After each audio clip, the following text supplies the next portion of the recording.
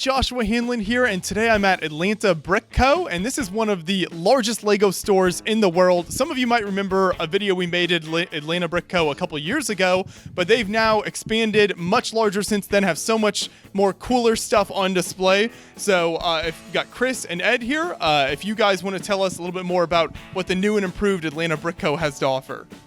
We're right down the street from where we were. We're probably about 100 yards away.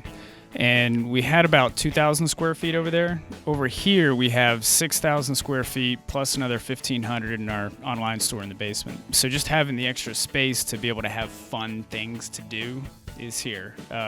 In the old store, it was more like a warehouse, and we just sold stuff. Here, we've got space for like Bricky Bobby over here. This is Bricky Bobby. He's one of our mascots. And then we have space for like the fish tank. Now, this fish tank is a really neat idea, so explain how this works. Well, it's a coin drop. So these are Atlantis treasure tokens down here. And they're from the older Atlantis sets, probably 10 years old. If you landed on one of these, any coin, you win something. A penny gets a free accessory out of our Build-A-Fig. A nickel gets a free Build-A-Figure, the whole thing. And then a quarter gets a $10 minifigure out of the case. And people love doing this. It's a lot of fun, and they actually win too many times.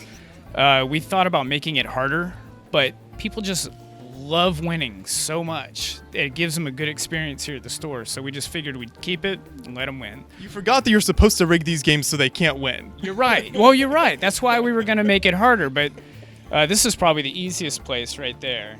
You just drop the coin in, and you never know what the coin's going to do. That's kind of what makes it so much fun. But I would say about 1 in 10 wins. Try it. Let's see. Oh, it fell on top of the tower. Oh, that was close. So we've got a seesaw here. If you landed on the seesaw, it comes up. Right here, if you land it, the whole thing sinks down. So it's a lot of fun. Yeah, and it's kind of a neat interactive thing right off the bat when you first walk in the store here. So yeah, this is a super neat idea. I've never seen that done with Lego like that in a fish tank. It was really, really difficult to build because you see these frames right here? That's holding all the base plates down. All the Lego floats. It floats really, really well. And we've tried putting weights, like dumbbells in there, and it wouldn't even hold the Lego down. This was the only thing we could do to keep the Lego to stay down at the bottom of it. So yeah, it was hard. So then as we move on from the fish tank, I think the next exhibit that people will see when they walk in is your military exhibit here. So what all do you have on display and for sale here? This is one of the most popular cases we have in the store because Lego doesn't make military stuff for good reason. They don't keep violence out of it. It's a play toy, so...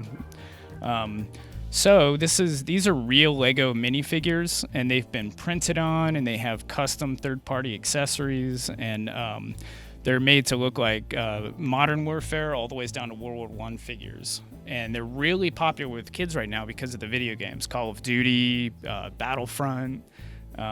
Kids come in, and it's good because it's a good history lesson. Kids come in, and they know all the names of these World War I figures and World War II figures better than I do.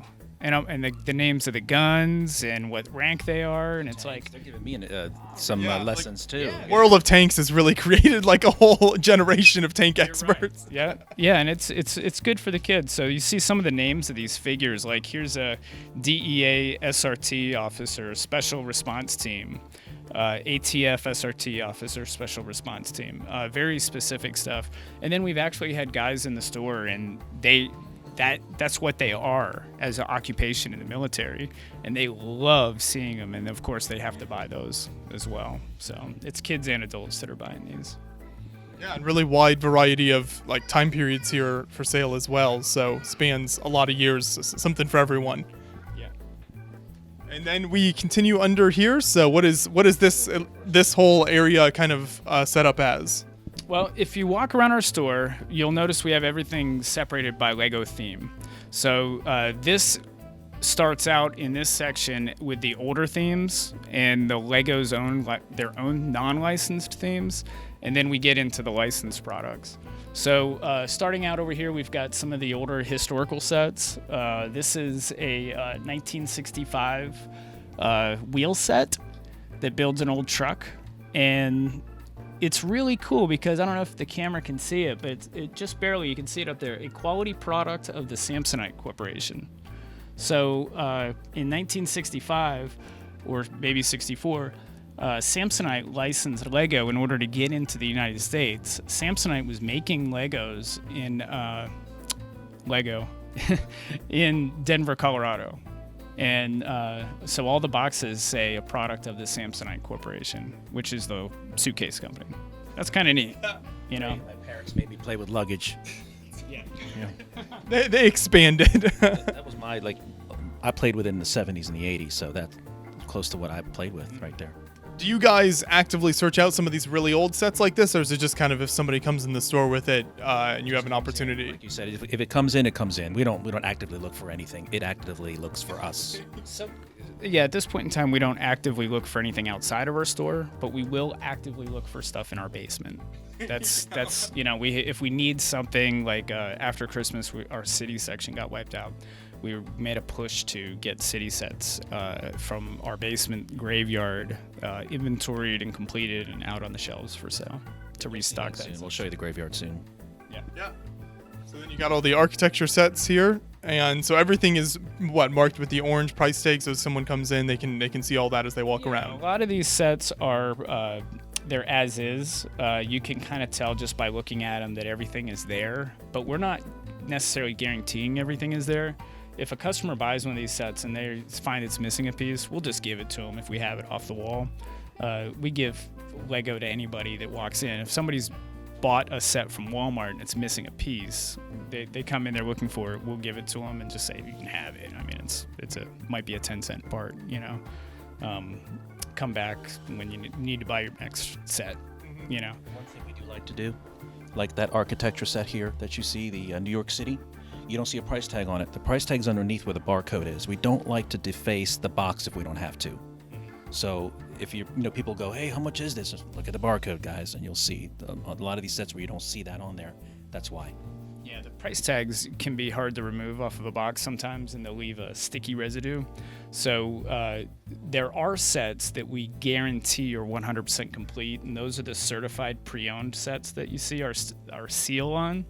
And those are easily removable stickers. We went through a couple different sticker companies to make sure we found the best one that won't leave any residue. It's easy to get off the box. Then we'll put our price tag over that seal. So those sets there are pre-owned sets, and we guarantee that they're like new. When you open them up, they're clean, they're complete, they're in good condition. So I think we'll see a lot of those throughout the tour on different sets. Yeah, a lot of the older sets will have those stickers on them.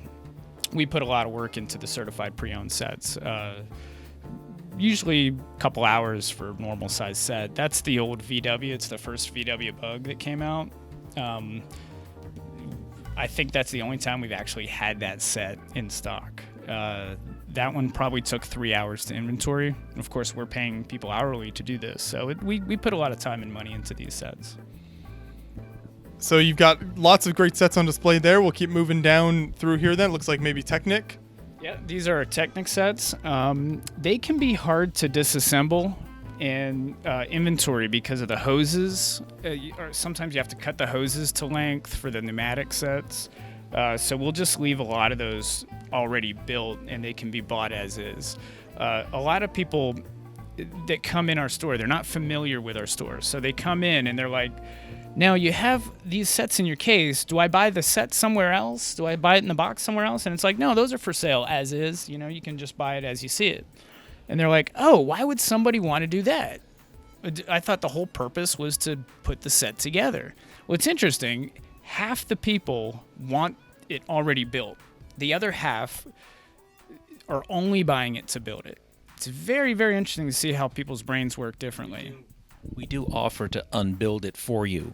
So if there's something you want and you want to build it, hey, we'll take it apart for you. Might take us a little while, but we'll take it apart for you. Especially with Technic sets, those aren't easy to take apart a lot of the time because the way they build together and you get those pins and everything, and it can be a real pain. It's a lot quicker to take apart than it is to put together. So but we do that. That's very true. But yeah, that's also a good point you made about how so some people kind of come in almost looking for just like a finished model, essentially, that they can just take home and display. Yeah, they can bring it home and they can play with it right away. For a lot of kids, or even adults, it's a chore having to build the set in order for them to play with it. And then for a lot of people, it's the whole purpose of buying the Lego set is to build it. And then they build it and they don't want it anymore, so they bring it in. We have sets that come back after 24 hours and they trade them in and get something else.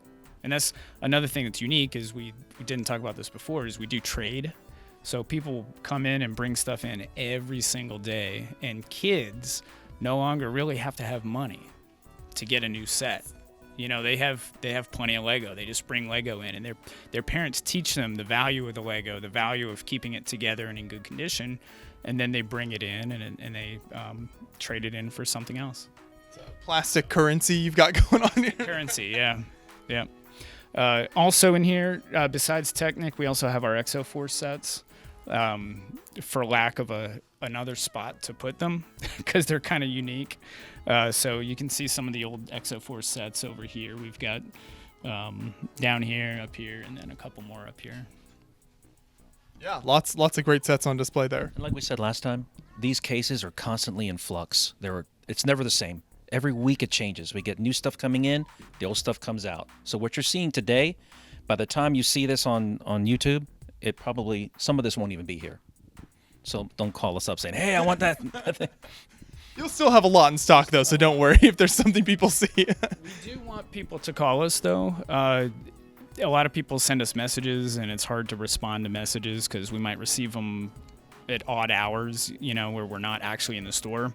However, if we get a phone call, we can answer that phone call, find out if we have the set, and then ship it to them. We do that.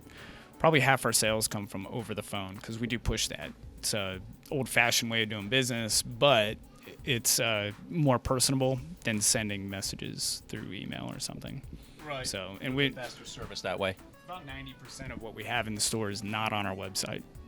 So yeah, and that's what's great about having this physical storefront, which is so rare to have.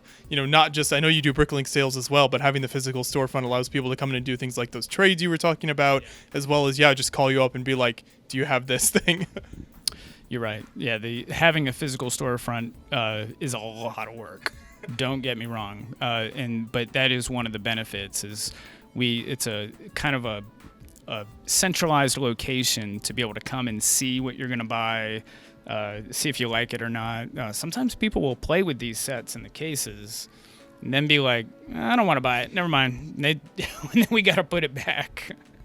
So yeah, it's one of the benefits of having a storefront. Do you let people try things out like that if they want to, or what? Is there some limits there on? We want people to know what they're getting. So we don't mind that. But yeah, there are limits. It is bad about letting a 3-year-old carry around a Lego set before they buy it, and then they break it, and then it's gone. And he just pushes that off on you. It broke. I don't know how it broke. It broke. Yeah. So we find Lego all over the store. Yeah. Yeah. So then if we move over this direction, it looks like I think we have Castle is in the next case here. Yeah, Castle is one of my favorite themes. It's a lot of our employees' favorite themes, but Lego just doesn't make much of it unless you include Nexo Knights, which a lot of people don't. Right. It's been a number of years since we had like a solid Castle theme. It has, yeah. I think it was either Castle or Kingdoms. I think it was Castle. But this set right here we just got in recently, and it has those 2 goats in it. Yes. And we could have sold the goats for $50 each. We had somebody that actually wanted to buy them. One of our employees wanted to buy them. And he was like, oh, just sell me the goats. And it's like, but then what do we do with the set? It's so much fun to complete a set, know that it's 100% complete, repackage it, and be able to sell that set so somebody else can put it together. So, yes, we're in this to make money. That's what we're doing here. But at the same time, there's a feeling of satisfaction having a complete set. So we do try to complete sets anytime we can. And that's a good example of it. We probably could have gotten more money selling the individual pieces rather than a complete set, because there's also a gray horse that only came in this set. Yeah, those goats, though, blow my mind, how much they would go for. You know what? It's funny to see people's faces light up when they find the set that they've been looking for forever. It's really cool to see that excitement in people, and we like that. It's fun. Yeah, and there's so much to walk around and see. I'm sure it brings back. We'll see in some of these other cases, older sets like this Imperial stuff here and everything. That as older stuff that brings back a lot of memories. Pull that set down. I want to show you guys how we pack those sets. There's the front. This set here had multiple instruction booklets, so you can't really put the instruction booklet on the front because you just see one of the buildings and it wouldn't be a clear picture of what you're getting. So we print out a new picture for that one. And then on the back, it's all sorted by color, and we get these special cello bags so that you can see through it easily, because Ziploc bags and stuff can get foggy looking, whereas these are going to be clear no matter how long you have it for. And everything is like new in here, so when you get it, it's almost like opening a brand new set. We want you to be able to look at it and see that everything's in there. We make sure everything's clean, everything's inventoried by the piece, and we guarantee it. There's those $50 goats right there. You can lay eyes on the goats. You can see the goats. I love this because it's like a throwback to the old Lego set boxes where you could like flip it up and see the pieces all inside there and everything. Yeah. So I think that's really cool, and people always like actually being able to see the physical pieces. Yeah, now if we have the box, we use the box. If we don't have the box, that's how we pack them. But you can see that every box that we have, like this one over here, where we have the box for it, you'll know that they're packed the same way that clear box is packed. So that in this case, this is our castle case. You won't find any of these for sale on our website. Nothing in here is for sale on our website. We do have a couple of items in here that are on our Bricklink store.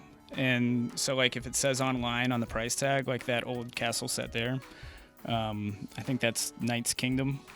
That one says online, so that's on our Bricklink store. Gotcha, but most of this stuff would be like exclusive. You kind of come in here physically to the store and you can purchase it. Correct. Yeah, or over the phone. Yeah. We do ask people to call over the phone a lot. And then the next cabinet, some of my favorite themes are represented right here. These are my favorite too. My favorite themes are the themes that Lego makes themselves, and they create backstories that a lot of people don't know about. Let me see if I can give you a good example. Let's see. I'm looking for Alpha Squad with Ogle. He's one of the bad guys. Oh, that was like the ice theme sort of thing? Yeah, they had some ice themes. They had other ones in here. Okay. I'm not seeing Ogle in here, but Ogle is Lego spelled backwards. So that's one of the reasons he's one of my favorite bad guys. But he's also a direct descendant of one of their castle-themed guys, Vladek. And they use the same head. I am your father. And Lego actually made that, I guess, canon in one of their video games. So Lego created that backstory, which is really, to me, that's kind of fascinating. So this is the kind of stuff that I like, Lego's own themes. You've got your Exoforce anime guys down here, way before anime was popular. I mean, those are 12 years old now. Yeah, agents, all the cool like the agents guys, yeah. The good guys are all cheap. They were in every set. They're kind of plain looking. People don't want those. The bad guys can get very expensive. The bad guys were really unique. Here's some of those bad guys right there. Like Inferno, the guy with the fire hair. Yeah, they just had kind of a lot cooler design. And bad guys look cooler. They just look cooler. So they get people to buy them. Back to inventorying sets. How I was saying we put a lot of work into it. This is one of the old pirate sets here. Imperial Trading Post, maybe? That sounds right. Or Imperial Outpost, possibly. It's hard to find them where they're not all yellowed, the white pieces. We'll soak them in hydrogen peroxide, clean them up. That takes a long time. You've got to dry them off.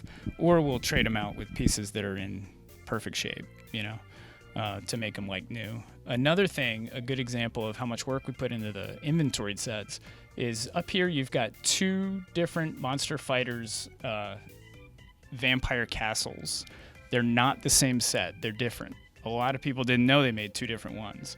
One of them has glow-in-the-dark stickers, and one of them doesn't. A lot of people didn't know that. I didn't know it up until last year. And up until now. The instruction booklets are different. The instruction booklet for there's not really words in Lego instruction booklets. So the instruction booklet in one shows them glowing. The instruction booklet in the other one shows them not glowing. So we are selling these online, and we have to list them with glow-in-the-dark instructions or without. were those pieces. There you go, learning all sorts of new things here. I love this Western set. That is my favorite theme of all time, the Old West stuff there. That's so cool. And these older sets really sell well. We have adults that that are in their 30s and 40s now that played with these when they were a kid, and they come in and they look at them and they're like, I gotta have that. And they have money to buy it. They didn't have money when they were a kid. Most people's didn't last this long. So this is an expensive set. It's $70. It's a used set. That seems like a lot of money, but most of them that you find are not going to be worth $70 because the condition, the figures are played with, the box, there's no box. Pieces are chewed up or something. They're chewed up, they're discolored, they're missing. When you have a complete set in mint condition with the box, the collector's value is there. If it's chewed up, if anything's chewed up in here, it doesn't go in a case. It's a play toy. It's not really a collector's item. Mm-hmm. So Like every collectible, it's graded appropriately and priced accordingly. yeah. You try to be really clear with that on, like you were saying about like your certified pre-owned stickers and everything on like what condition things are in. Yeah, correct. If it's got our certified pre-owned sticker, you can guarantee that it's like new. So we keep moving down here then. What is this next section? This shelf here is kind of a catch-all for the two sections next to it. Our Technic sets that can go on a shelf. Some of the older sets we don't want on a shelf because they're fragile boxes. This set here is a sealed box from 2000. That's 20 years old now. They're hard to find. It's mint condition. So that probably should be in a case. But it's only $13.99, so it's not that big of a deal. Then we've got some of the older castle sets up here, space sets and Technic sets. And the space section is the next section here. The space is a lot of fun. I can't believe we can cram it into one case. But I think because it sells so well. If we get this past year, we've had all the old classic space sets in their original boxes. They don't last a week. Wow. We have customers that want us to call them when they come in. So this display here is great because it represents, you just look at the colors and the types of things. They've just done so much different stuff with space over the last 30, 40 years here. Yeah, you can see by the color of the set what theme it was. So this one is Mars Mission right here, the orange and white. Space Police is the dark purple is of course the bad guys stuff. The monorail there. Yeah, this is the old classic space monorail. It works. That's one of the things we have to do when we certify something, make sure it works. The figures are a lot of fun. It's a lot of fun to tell the kids about the figures because Benny, the first spaceman, the blue one, that's the one from 1978 right there. That was the year of the first Lego minifigure. So how old does that make him? 41 years old. That's the year I was born. It's easy to remember. So I'm the same age as Benny. Actually, he's probably a little older than me because I was born at the end of the year. So. But now we've got the new updated space figures as well with the Lego movie sets and everything that have come out. Yeah, and they're fantastic. And it's nice that Lego made them affordable too. There's some of the more easy figures. You see them when you walk in here. You see all this old stuff and it's all in the display case. It's really cool. Yeah, there just aren't a lot of places where you can go, like you were showing, even that small set that's 20 years old. Well, I mean, a sealed 20-year-old set, you just can't find a lot of places where you can physically come in and handle those. I know whenever we go to like Bill in Denmark and I have a chance to go into the archive there where they have all those sets and everything, it's just such a neat opportunity because if a set's not for sale anymore, then it's really hard to get a hold of brand new. This one, for example, is the Robo Force set. That has such cool printed pieces on it, rare pieces you won't find on other sets, and it's just so random. Somebody created a Lego designer created that out of their imagination.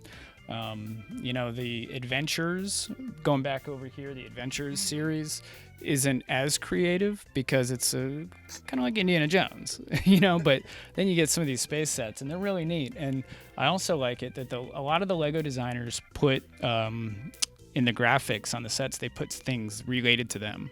There's somebody, a big space fan had died one time, and I don't know all the details of it, but they actually, you can see it on there, and they made a memory to him, to the fan of the Lego space sets on that set. Yeah, I think that's so cool. Like birth dates and that sort of thing.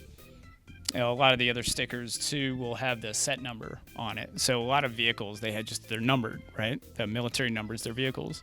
A lot of those numbers that you see on sets, like this one right here says 7691. That's probably the set number. A lot of people don't know that. It's like, how can I look up this set number? It's like it's 7691. It's written right there. It's very convenient. You've also got some impressive sets up top here as well. They just kind of sit on display there. Yeah, this is the Alpha team that I was talking about with Ogle. Oh, There's gotcha. Ogle right there. So he's one of my favorite bad guys. There's his name spelled out there, Ogel. I love the packaging in this as well. So it's like 3 sets in one with kind of the whole box here. Yeah, that's sealed. It's an original set, never been opened, and it's $100. And I'm just looking to see what year that's from, but I think it was around 1999, maybe. Somebody will correct me, I'm sure. That sounds about right. That era. Yeah. It's got descriptions of like There it each is, character. 2002. Okay. And then this one here, Time Cruisers. One of the weirdest themes Lego has ever made. An imagination. I mean, it's a little insane how they're mixing pirates with the future, and you've just got a lot of really unique parts. And there's that packaging that you were talking about earlier. This is actually I think this is a used set, and we've repackaged it just like it originally had. Actually, it's brand new sealed. You can see the sealed parts in there. It would have our sticker on it if it was used, Chris. So you've got castle, space, islanders, chrome swords, all mixed into one thing. You just look at the design of these pieces here. It's like, what is this even supposed to be? It's like the rock face and little buildings and everything. I just see cool parts. A lot of good parts. T on his chest, and I that might stand for Time Cruisers, but it might also stand for Timmy. I think his name was Timmy. And we have, believe it or not, we have a lot of people coming in asking for these sets. It's the epitome of what Lego is, being creative and just mixing everything together. Right. It's so crazy. So then the next case down here, it looks like we've got some city, the start of city. Yeah, this is this whole section is city. City is really, really popular. Before we opened the store, I used to sell online and at conventions, and I couldn't sell city items. They didn't sell. In the store, where kids can come in and pick out what they want, they buy the city stuff. They want fire trucks. They want police trucks. And they love buying them pre-built like this. The kids are the ones that really want the sets together mostly. And we never thought that it would be popular, but it worked out. And that is one of the reasons why we need a lot of space. With these built sets, all the Lego, it takes up a lot of space. We had a guy yesterday. He's completing one of the old Star Destroyers, the UCS Star Destroyer set. And he was like, hey, when I'm done with this, you want to display it? It's like, I'd love to, but I don't have the room for it. Yeah, those big Star Wars sets take up a whole lot of real estate. Look at the Taj Mahal. Have you guys seen over here? Look how much space the Taj takes up. That's what, 2 foot by 2 foot right there. Yeah, this is a massive. It looks really cool on display, but certainly a massive set. This case here, by the way, are just sets that are too big to go in our other cases. In fact, we've got I'd rather just have one cool castle scene up here, but we kind of had to throw a space set in there. And again, that's the Mars mission one. And this is really cool. You push down on that, and it shoots an alien in a tube down through these things. Yes. Really neat stuff. And this is your custom castle build here, correct? I built that before I started selling castle. Yeah, back when my kids were younger, we'd work on it every night. They'd go to bed. They'd wake up in the morning and get all excited, come running in. What'd you get done? What'd you get done? It's the first thing I built that they didn't destroy. Yeah. There you go. It survived to come into the store on display. So what else do you have? Oh, is this more of the castle down here? Yeah, this is a newer castle. It's a set that we're actually coming out with. It's a modular castle. So each corner, there's 2 corners there, and they're both the same, and they're stacked on top of each other. Each little 16 by 16 section is its own kit. So there's actually only 3 kits right there in that one big castle. And it's a modular castle. You can make it look like anything you want, within the modular system. So if you wanted a smaller castle, you could buy 3 modular pieces. You could buy the gate, the side wall, and the corner wall. Very kind of mix and match type system. Correct, yeah. Yeah, and we did it because we like Castle and we want Castle. You know, it's been taking. This is over 2 years in the making. It's taking us a long time to do it because we keep playing with it. It's easy to get distracted. We're just not that interested in selling that set. So, and we've got the new Hogwarts. That's the new mini Hogwarts scale. That came in from a customer, and they actually traded it as a down payment for the Disney Castle up there. See, this Disney Castle says sold on it. They put that down as a down payment on the Disney Castle, and it was half destroyed.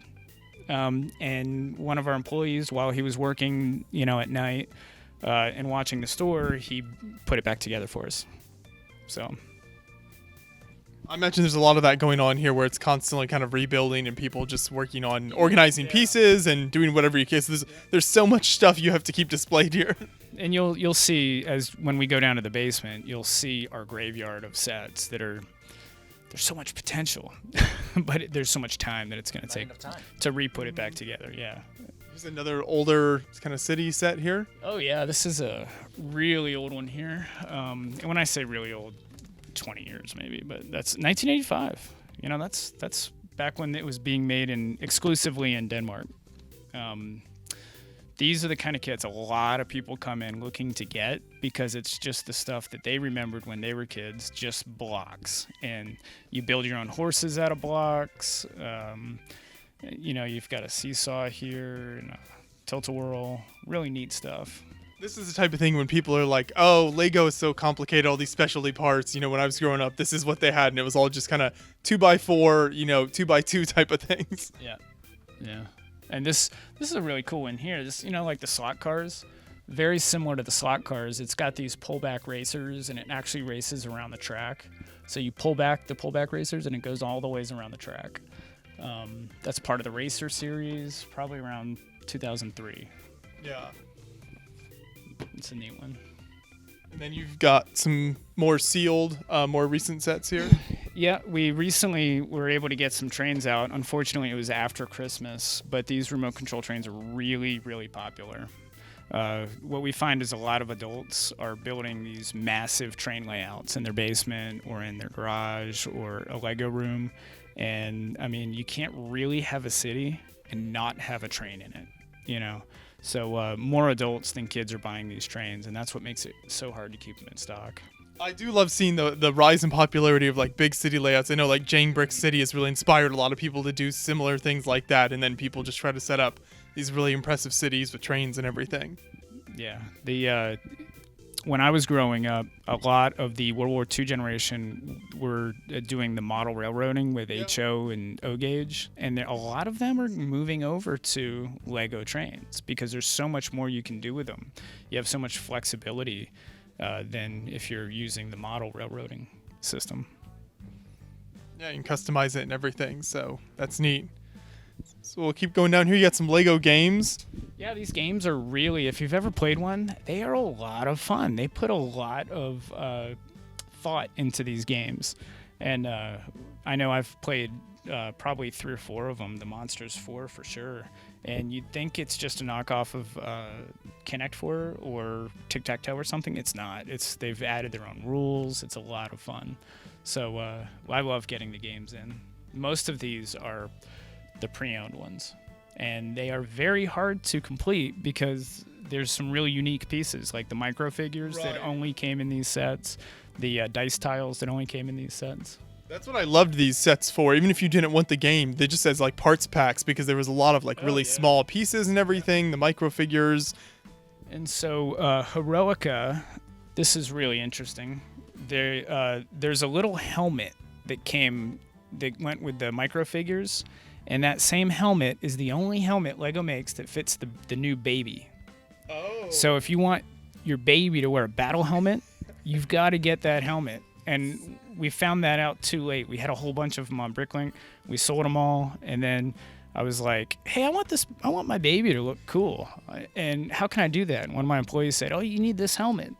And I was like, oh, man, we just sold all of ours. And that's baby without a battle helmet, That's why we sold them on Bricklink, because they probably sat for 5 years and nobody bought it. And then all of a sudden, Lego came out with this baby, and he needs a helmet, so somebody else beat me to Your baby army people needed to start building.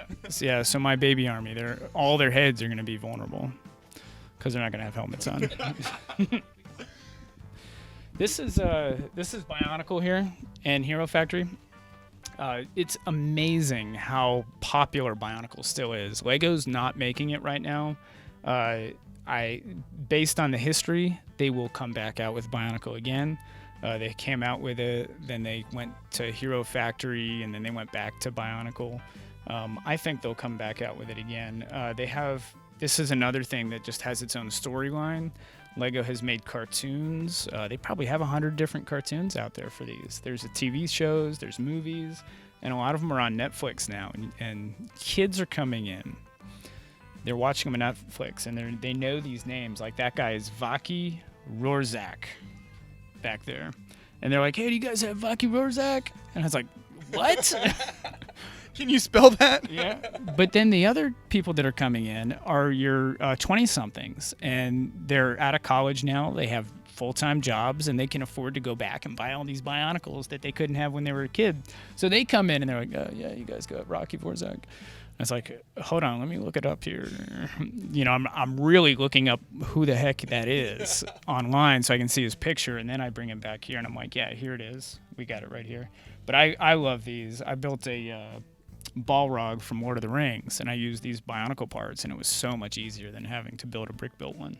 Right, and the story for Bionicle was so incredible. I was never actually into like buying the kits that much, but I loved just following the story with the comics and everything they did. I think as far as original Lego themes go, it's one of their most like fleshed out storylines. You're right. Oh yeah, the cartoons, the comics, they really did a lot. And the people who like Bionicle a lot usually aren't Lego fans. They come in and they want Bionicle, and then they don't look at anything else. And a lot of people don't even realize they will have this stuff and they just donate it to Goodwill or something, not realizing it's even Lego.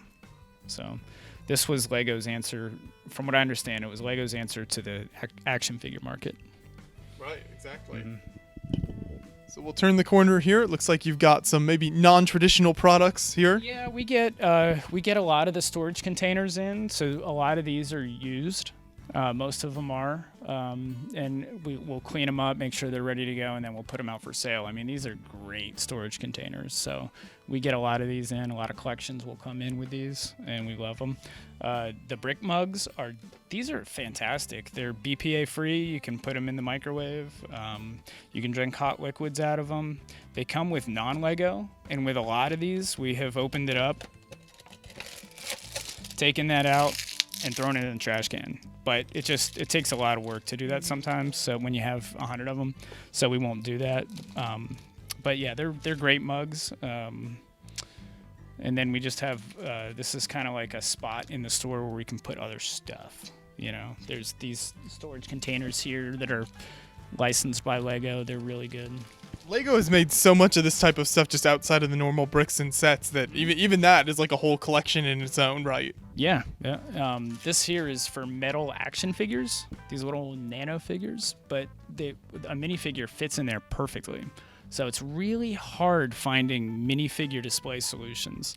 So that's one solution we have, and it's affordable. It's like $20.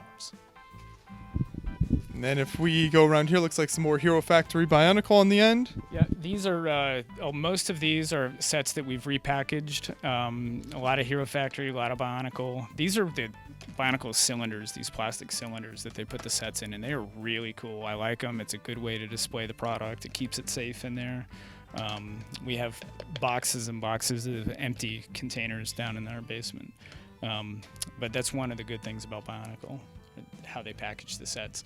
This here was one of the first Bionicle sets right here, and that's brand new, sealed in its original package. 2006. I think Bionicle came out in '99, so this can't be one of the first ones. But it's hard to keep track. It's still old. It's still old. Yeah. This is a good example of our custom minifigures that we have in the store. We have them labeled up here, custom made, professionally pad and UV printed minifigures made with real Lego pieces, 3D print parts, and custom molded pieces.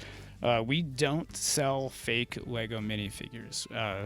Can't stand them. Have stopped going to Comic Cons because that's all you see there are the fake Lego minifigures. Hate their guts, right? But we love the custom printed ones on real Lego pieces. They're really well done. You'll see the Silver Surfer here has been chromed. So somebody took the time to chrome a real Lego parts, and this is a lot of work. It's very hard to chrome them. Yeah, I mean, anything to do with custom minifigs is a lot of work. Printing, if you're custom painting them or something, some people just go to amazing lengths. It takes an artist. You have to be an artist to be able to do it. And then a lot of detail. So they're little pieces of art. And what I've found is I never thought custom-made figures would hold their value, but they do. And I'm kind of surprised to see that. When we get them in on trade, we'll give people more money for them if they're a good quality custom printed figure. Yeah, that's fantastic. So over here we got some Chima then. Yeah. Looks like this is mostly Chima. Actually, this used to be a lot more full. Chima's not something people come in here looking for. I've had a lot of experience with Chima. It was out when my son was really into Lego. He got into a Chima phase and he got every single Chima set. I mean, he just loved it for 6 months and then was done with it, So this past Christmas, we sold a lot of Chima. Kids, it's a really cool storyline. Did you ever watch the cartoons? I have not, no. It's Game of Thrones. Okay. It's the Game of Thrones storyline. The zombies coming from the north, from the ice on the north, and you have multiple kings representing each It's made for kids. Animal faction. And it was coming out, right after Game of Thrones came out. It's a good story. It's fun to watch. And the figures they're cool looking. Look at this giant mammoth figure here. That's a great figure. So kids come in and they don't know what it is, but they see it and they buy it because the concept behind it didn't really take off like Ninjago did, but they still look cool. And even like this big, like almost steampunk looking mammoth built up here. Yeah, I mean, that looks like a ad from Star Wars. Yeah. Lots of cool, like the blue translucent sort of pieces and everything. So, yeah, there was a lot of neat stuff in that line. And then, of course, we have some of the original Chima sets over here. This is one that is actually appreciated in value. A lot of the Chima sets are still worth the same amount they were when they were out, maybe even less, brand new sealed in the box. But for some reason, this Lion Chi Temple is actually appreciated. We've got ours for $199, brand new in the box. Amazon probably sells it, I'm guessing, for $300. So that's one of our pricing strategies, is we're about 35% cheaper than Amazon. Yeah, that way you try to keep people coming into the store. That's what a lot of people, unfortunately, are comparing our prices to. Amazon's probably the most expensive place to buy Lego. It's a little pro tip for people. They think that our prices are phenomenal because they compare them to Amazon, which our prices are fine. They're competitive. We price them based off of Bricklink. Yeah. So you got more sealed sets along here, and then what is this display case? Looks like we've got is that custom stuff up top there? It's kind of a catch-all case. Okay. It's right between themes, of course, right between Lego Movie and Chima. So we've been putting our Speed Champions here. The Speed Champions are really hard to keep in stock. They are so popular. All the licensed cars themes. You've got Ferrari, Ford, Audi, really neat stuff. Porsche. Is that a lot of adults? Because you would think that sort of thing would appeal maybe to adults almost more than kids. It's both. Okay. Yeah, it's both. I would say probably more adults, but then a lot of kids are into them too. I know my son, when he was playing with Chima, he was buying the Speed Champions as well. The Speed Champions are really high quality. They're solid little cars. Towards the Speed Champions because they're more affordable. The adults like the Technic, Porsche, the Bugatti, the Mustang. That's what the adults gear themselves more towards. But yeah, kids love these little cars. Yeah. Some of the older Speed Champion sets, which when I say old, it's like 3 years maybe. They were a $15 set. Now they're might be $40, $50. Wow. Yeah. Depending on the car. Brand new in the box, of course. Yeah. And then these are some of the new hidden side sets, which are really, really neat. I don't know if they're going to do well or not, but they're very cool. And then back there, we do a lot of workshops here at the store, and those are just things that we've built in the workshops that are too cool to destroy. you know, like birdhouses, Easter eggs. Yeah, so all sorts of, you got some like Lego movie stuff done. Lego movies spilling over here. We have a lot of Lego movie stuff. This whole case is Lego movie and Nexo Knights. We had a Star Wars ship bleed its way out in here. I guess we just ran out of room in the Star Wars section. Yeah, sometimes we have to be creative with where we need space for things.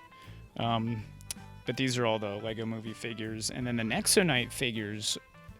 Nexo Knights was very similar to Chima. It was one of Lego's own creations. It didn't quite take off like Ninjago did.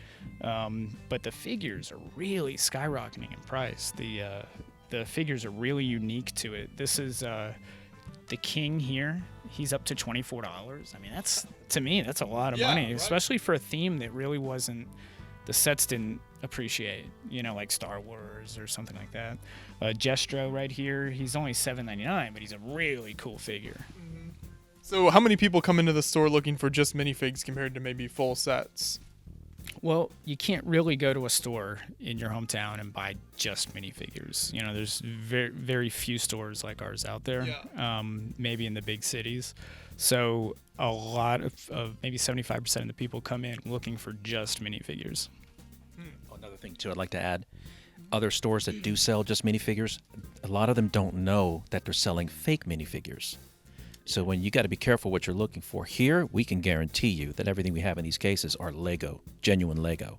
There's a lot of knockoff Chinese products out there, which we can easily point them out, but the average person cannot. Right. Like you were saying earlier, what about like Comic-Cons and things like that, where it's really easy to just people sell all sorts of stuff like that? It's Yeah. frustrating. When I first got into selling Lego, I had a really good experience at Brick Fair, Alabama. It was the first year they had it down there, and I was like, oh, this is great. I'm going to go look to see where else I can sell Lego. And the first place I went to was New York Comic Con. It's the biggest one in the world. It was 124,000 people that year, and it was before the fake figures hit the market. And we went and we had a great show. We sold a lot of minifigures. Of course, it was a lot of work getting into New York City and setting up our booth. That's where I first met Chris, by the way. Actually, yeah. That's the New York Comic Con. We met at New York Comic. We live 2 miles away from each other down here in Newnan, Georgia, and we just happened to meet up there in New York Comic Con. And then I saw him 2 years later at he was having a yard sale at my house. Yeah, and we met. It was just meant to be. And Ed and I get along very well. I was very weary about having a partner at first, and I'm sure Ed was too, because you have to work together a lot. And Ed and I are good complements to each other. Yeah, whatever he doesn't think of, I do. Some things that I don't even think about, he comes up with. So it's great. We really make a good team. We're always on the same page, and we're always moving in the same direction, which it's helpful. Yeah, that's fantastic. So then get some more. Let's see. It looks like that's one of the space themes they had over the years. This is sorry to keep going back to this, but this is one of my favorite themes here. This is one of Ogle's layers. Gotcha. This is his underwater layer, and we have had this set for about 4 years. We've been open for 4 years. We've had this set for 4 years, but. I mean, look, you've got some really cool Ogle logos up there. They made his skull logo out of bricks here. I mean, there's a skull on the front. How can you resist that? Yeah, I know. I love it. And you guys will see a little later in our city that we've built Lego-themed modulars. And all of our employees built something, except Ed. And I only built 2 of the modulars. One of them was Ogle's Minion Factory. And it's a factory with a great ball machine on top. Oh, yeah. Very nice. Well, I'm sure someone who appreciates this theme as much as you will come in here eventually. Yeah. You can always, if you're watching this video and you want that, you can call up the store. You know, it could be yours. Yeah, we've got the instructions down here. It's $49.99. Very cool. And then some more minifigs. Looks like we get into the superheroes. We're getting into dangerous territory here. This is the licensed figures. This is Batman specifically, DC. These are all the regular DC characters, and then these are the Lego Movie characters. So we try to keep them separate. People know what they're buying, getting into. You've got just a massive collection of Batmobiles and Bat bikes and boats and planes down in the bottom. It's so crazy. Sometimes at a convention, somebody will have set up like every version of the Batmobile Lego is made, and it's just like, yeah. And they're good sellers. They move. It's you're not going to be. It's not going to look the same next week. Yeah, I mean, Batman's very popular. He's my favorite Marvel character. I used to try to have a one of every minifigure for sale, and I would advertise when I went to conventions, Lego conventions, that the world's largest Lego minifigure collection, and then I just had to give up. I mean, there's just no way. These are minifigure stands. We're starting to spill down here. There's just so many different Lego minifigures. I mean, look, you've got Batman with a Rastafarian hat on. I mean, come on. Right. The collectible minifigure series just kind of threw out like collecting all the minifigures. Correct. Yeah. Yeah. And those are the easiest ones to get, actually. The Rastafarian Batman came in the space Lego Batman movie set with the Batman spaceship. Okay. And why would he be in that set? I don't know. But he did. Even the Joker, you're getting a lot of versions of Joker now, too. They're really pushing the boundaries on the pricing for those collectible minifigures, though. What is it, like $5 or something now? I think the latest, Batman. Yeah. I was at Kohl's the other day, and I thought maybe they were more expensive because it's not a normal retailer, a traditionally normal retailer for Lego. And they were $4.99. And I was like, I'll just wait and get them, for a retail price, which should be $3.99. I was wrong. I mean, they're up to $4.99 now, but that's. For Lego, it's still a relatively affordable price. I mean, they are cool. They're putting a lot of accessories in the packs, so it doesn't bother me too much. Yeah, they try to really incentivize it. Mm-hmm. Yeah, and they're making kind of hard to get. I mean, they come out with them. They're on the market for a few months, and then they're gone. So you have to get them when you see them. They release so many different versions of them as well. Yeah. So then if we keep going down, you got, like you said, the Lego movie stuff here. Yeah, the stands, we try to color code. So with Batman, you've got yellow, like his normal emblem. When we get over to Star Wars, you'll see that the Sith are on red stands. Ed actually made those stands himself. All the minifigure stands you see in the store. Displaying minifigures has been a challenge for the past 8 years. I mean, ever since I've been into this, how we set up minifigures. I went to Home Depot, and I color matched the Lego plate color with the stands. So that blue you see over there, that's Lego blue. That yellow is Lego yellow, y'all. These are the small details you only get here. Oh, yeah. We do it right. There you go. But yeah, it's like you were saying, when they release so many minifigures, it's like, what is the best way to use the real estate to the most effective way possible and display them so people can actually see them? You're right. Yeah. And, we can only fit 2 of each figure up there. It would be nice to be able to put more out so we didn't have to restock so often. It's very labor intensive restocking our minifigures. You got to come out with a cart. We wheel a cart out here. We wheel a bin of all of our Batman figures out, and we get open the bag, put their accessories on, put them out. It's a lot of work. And then we also have to check for condition because you never know if something damaged snuck in there. Condition is extremely important to us. We're asking new prices for our figures, so our figures have to look new. A lot of figures, and I think this has happened while they've been in the case. A lot of figures will get a crack in their torso, and it happens a lot with certain colors: bright light orange, reddish brown, dark red. Those colors seem to crack a lot easier than other colors. Yeah, that's definitely true. I think for a long time, and it's always been interesting to me that there are certain colors where Lego can't just seem to make it in a way that keeps it from cracking. Yeah, you're right. There's a particular minifigure, Zeb from Rebels. I think we have 6 of them. Star Wars figure, the purple guy. He's worth $30 to $40 in new condition, and we have 6 of them, and they all have cracked torsos. That's so frustrating. Yeah. So that torso probably is worth $20 to $30 by itself because it's hard to find in mint condition. So when people are looking for a cheaper minifigure, like they'll say, "Oh, I want Zeb from Rebels for my 6-year-old." Well, you don't mind if he's in used condition? No, and so we'll go back. We've got bins of sorted parts, and I can pull him a Zeb out and sell him to it for a play price. Right. Some people aren't looking for necessarily kind of pristine collector. Yeah. You're right. So it's important to be able to offer that. So that's one of the things we have is so many sorted parts. So if you come in looking for something, just ask, and we might have it. Then we've got some Mixels here, all sealed. Yeah, these are all sealed Mixels. We had a Mixel case over there beside Chima that had a lot of built Mixels. These are another thing that they were originally $3.99, I think, and the prices have really shot up. They discontinued them. They're not making Mixels anymore. It's a Cartoon Network licensed show. I don't know anything about it, but the kids do. The kids who buy the Mixels do, and they love them. So they're a hot seller still. And they're just like super fun designs. You look at the characters and the way they make the faces and everything, and also just great parts in there as well. That's one thing I like about them is that they're like the epitome of Lego. They're just crazy cool builds, you know. And then they use a lot of these. I think they're calling them, a lot of AFOLs call them Mixel joints. You know, they came out with a lot of brand new pieces for these sets that only come in these sets, and it's easy to build small mechs and movable characters using those Mixel joints. As we're moving on here, this is all of our other licensed themes stuff that Lego makes. So like a lot of smaller licensed themes like Scooby-Doo. They only had Scooby-Doo on the market for a couple years. They only originally had the Cars characters on the market for a couple years. Prince of Persia is one that has actually gone down in value since it came out.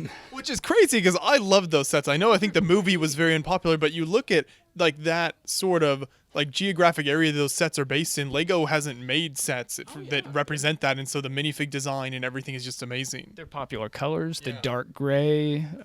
You know, you've got some really cool medieval weapons in them, and very cool characters. I like the movie. I guess it just didn't take off that well. Batman, when Lego made the first Batman sets, they were not very popular. I think it was 2006, and they just weren't that popular. They didn't make them again, and then they just skyrocketed in price. So it might have just been a timing issue. Or that, or Prince of Persia could be like the Star Wars version of the holiday special. If you sci-fi fans know what I'm talking about. Yeah. There you go. Why did we make this? Yeah, one of the really neat sets over here, an example of something that just came out for a short period of time.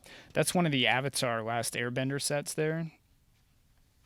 And we rarely, very, very rarely see those in. I think it was 2008 that those came out.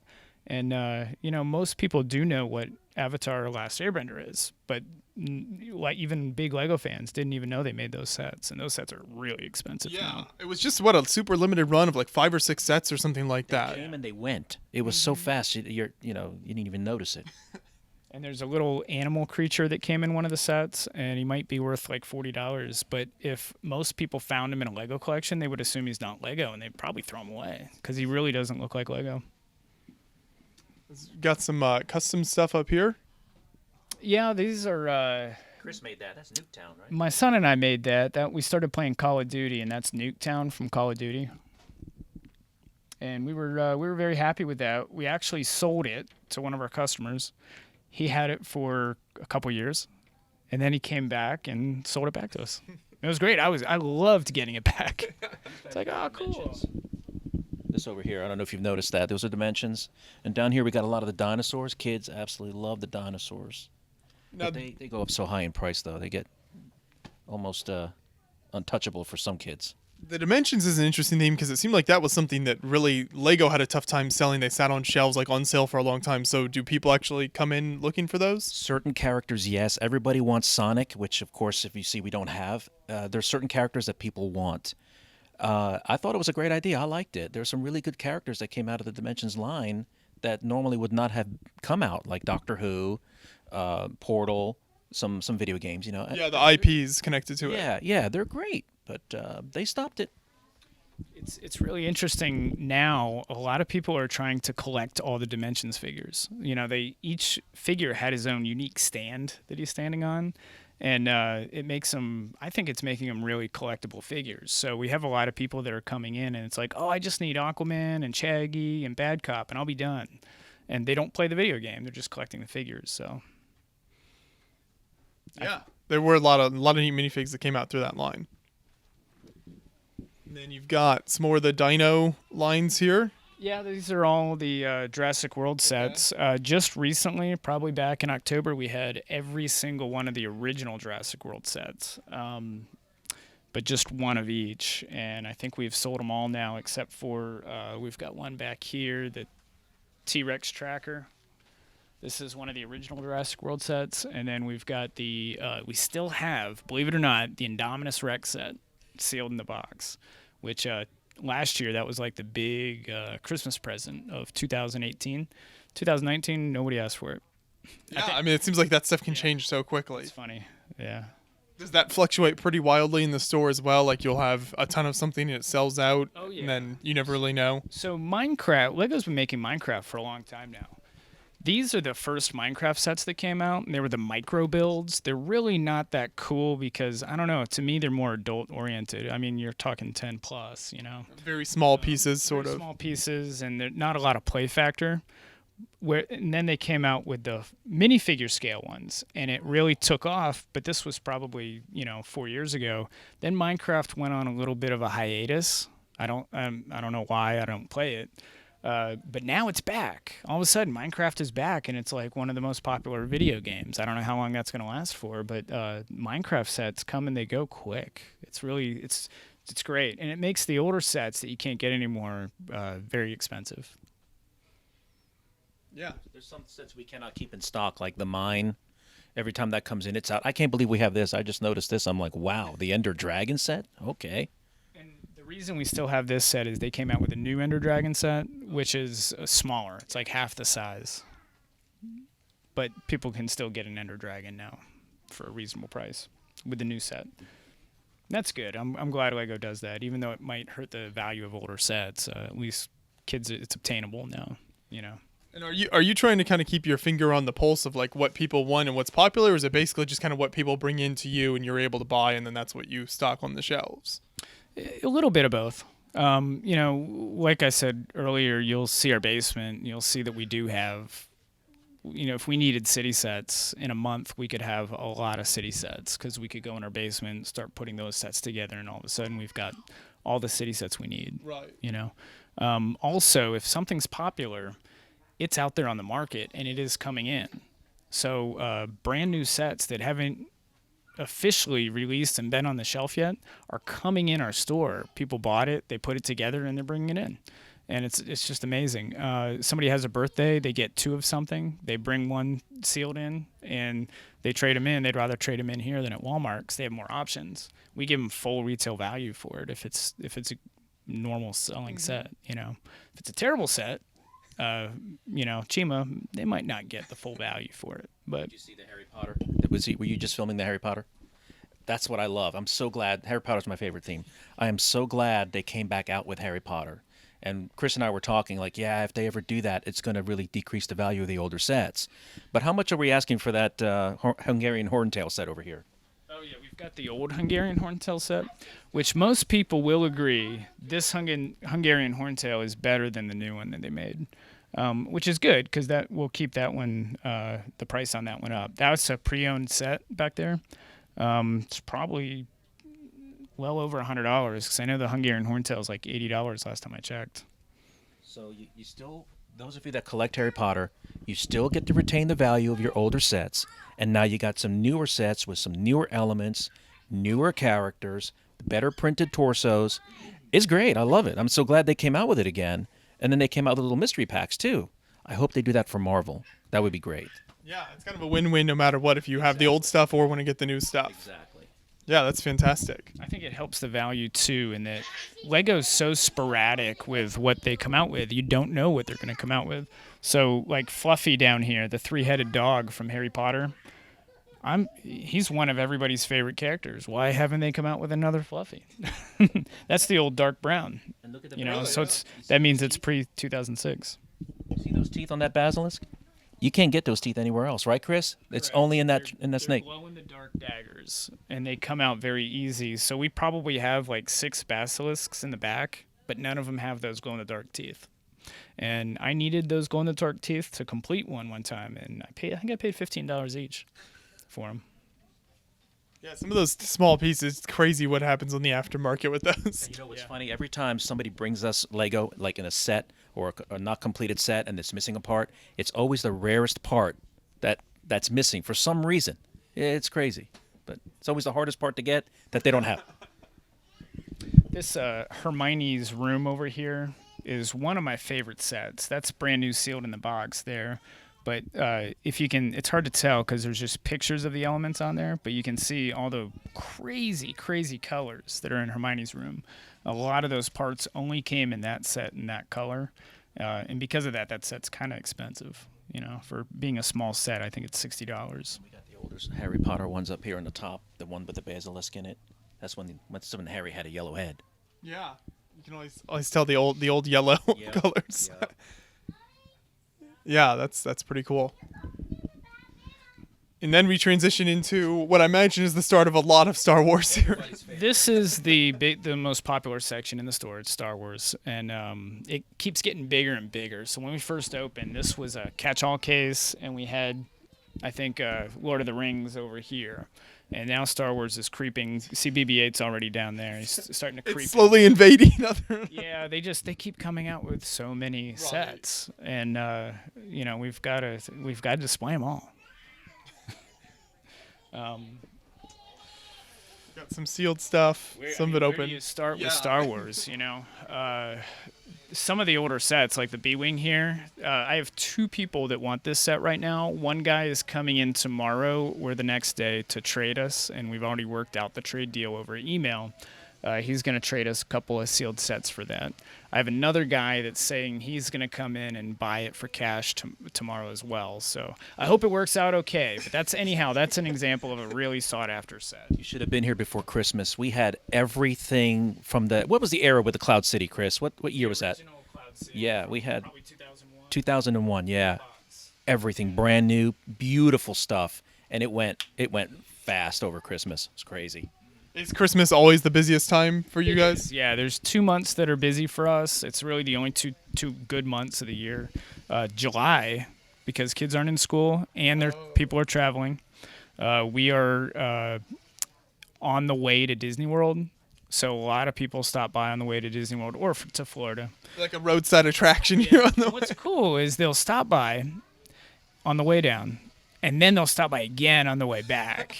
And it's like, wow, we went to Disney Springs and it just kind of, your store ruined it for us.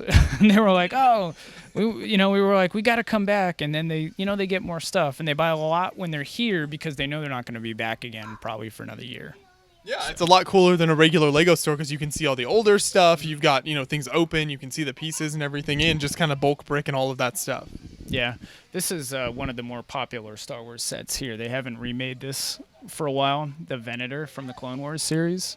That's pre-owned in the box, and they are probably going to come back out with that because they're going to re-release the Clone Wars. They're coming out, well, not re-release them, but come out with new episodes soon. This is another one of my favorite Star Wars sets right here.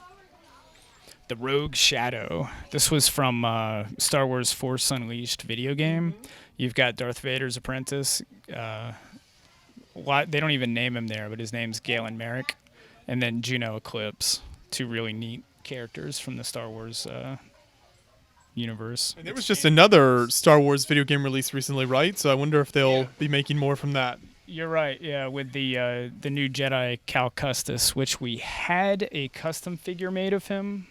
But you can see he's got the label there, Cal Kestis, and he's not there. So apparently he is popular.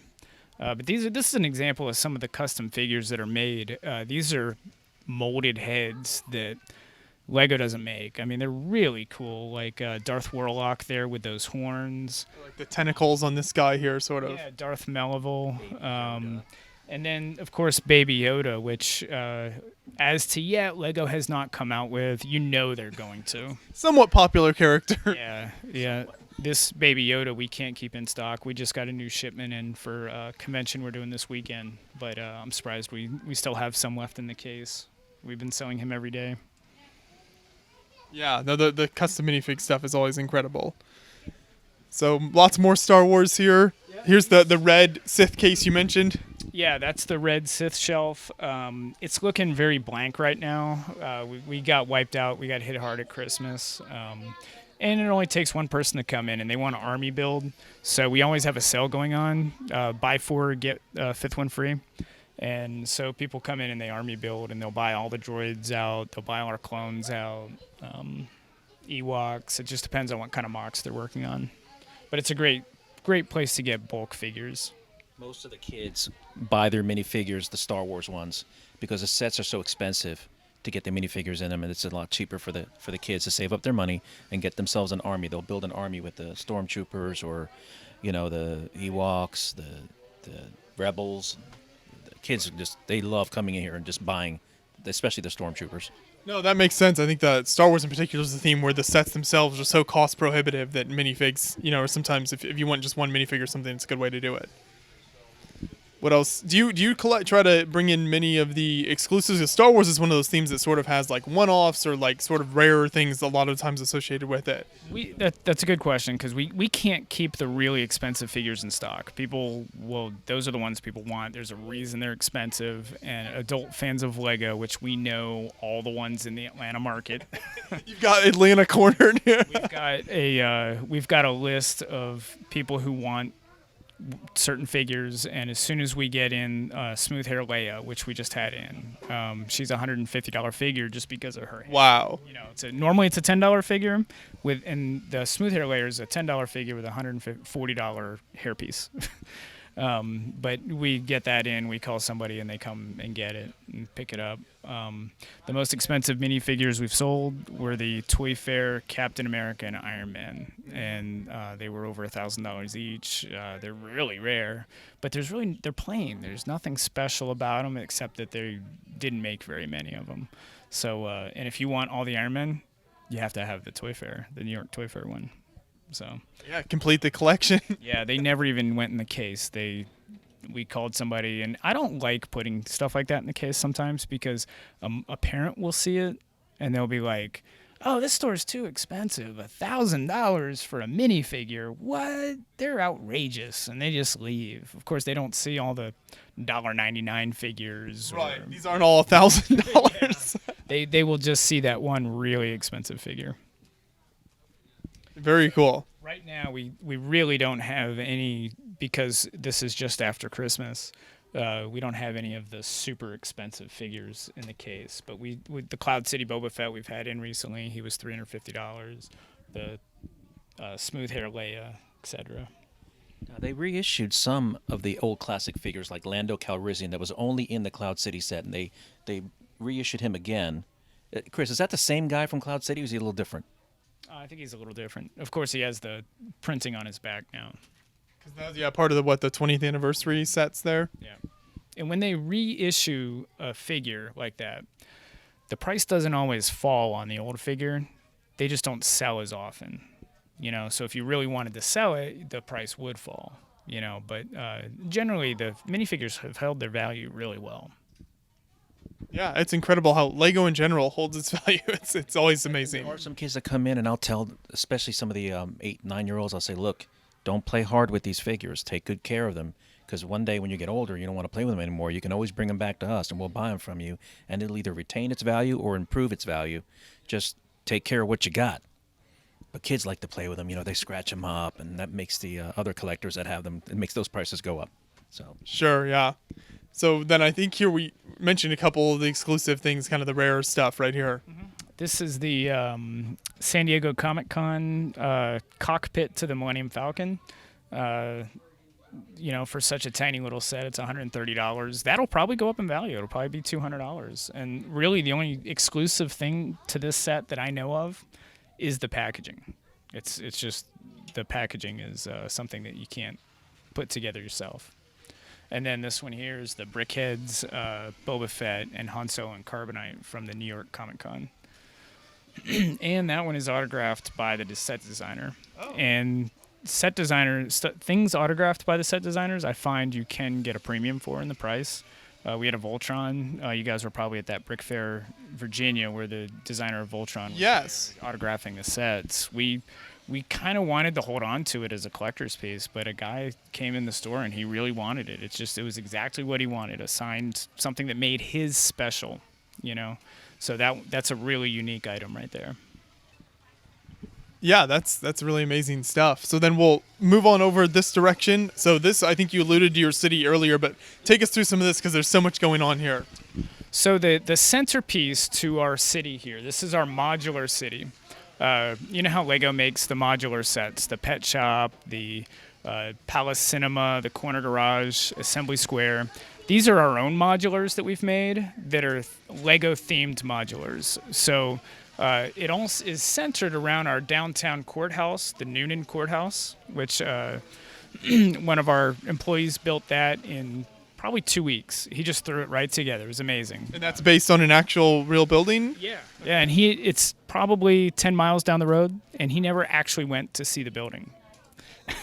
He's never been there. It's not worth the effort to drive down there. He's never even seen it, but he was able to do it based off of pictures, but he really messed up on the roof. He made it totally flat because it's such a big building, you're looking up at it in all the pictures. So we actually were able to go on Google Maps, and we saw it from above, an aerial view, and then he saw that there are slopes in the roof and what other things on the roof, and he was able to finish it off. So, but starting over here, you've got this is the train tunnel, and it's the Forestman's Hideout theme. I love it. One of my favorites. It is, yeah, really cool theme Lego made back in the 90s. It's just awesome. So one of our employees built that. A 2D building over here is Jack Sparrow's barber shop, and you can see one of the pirate zombies came out with a crew cut. I built that one.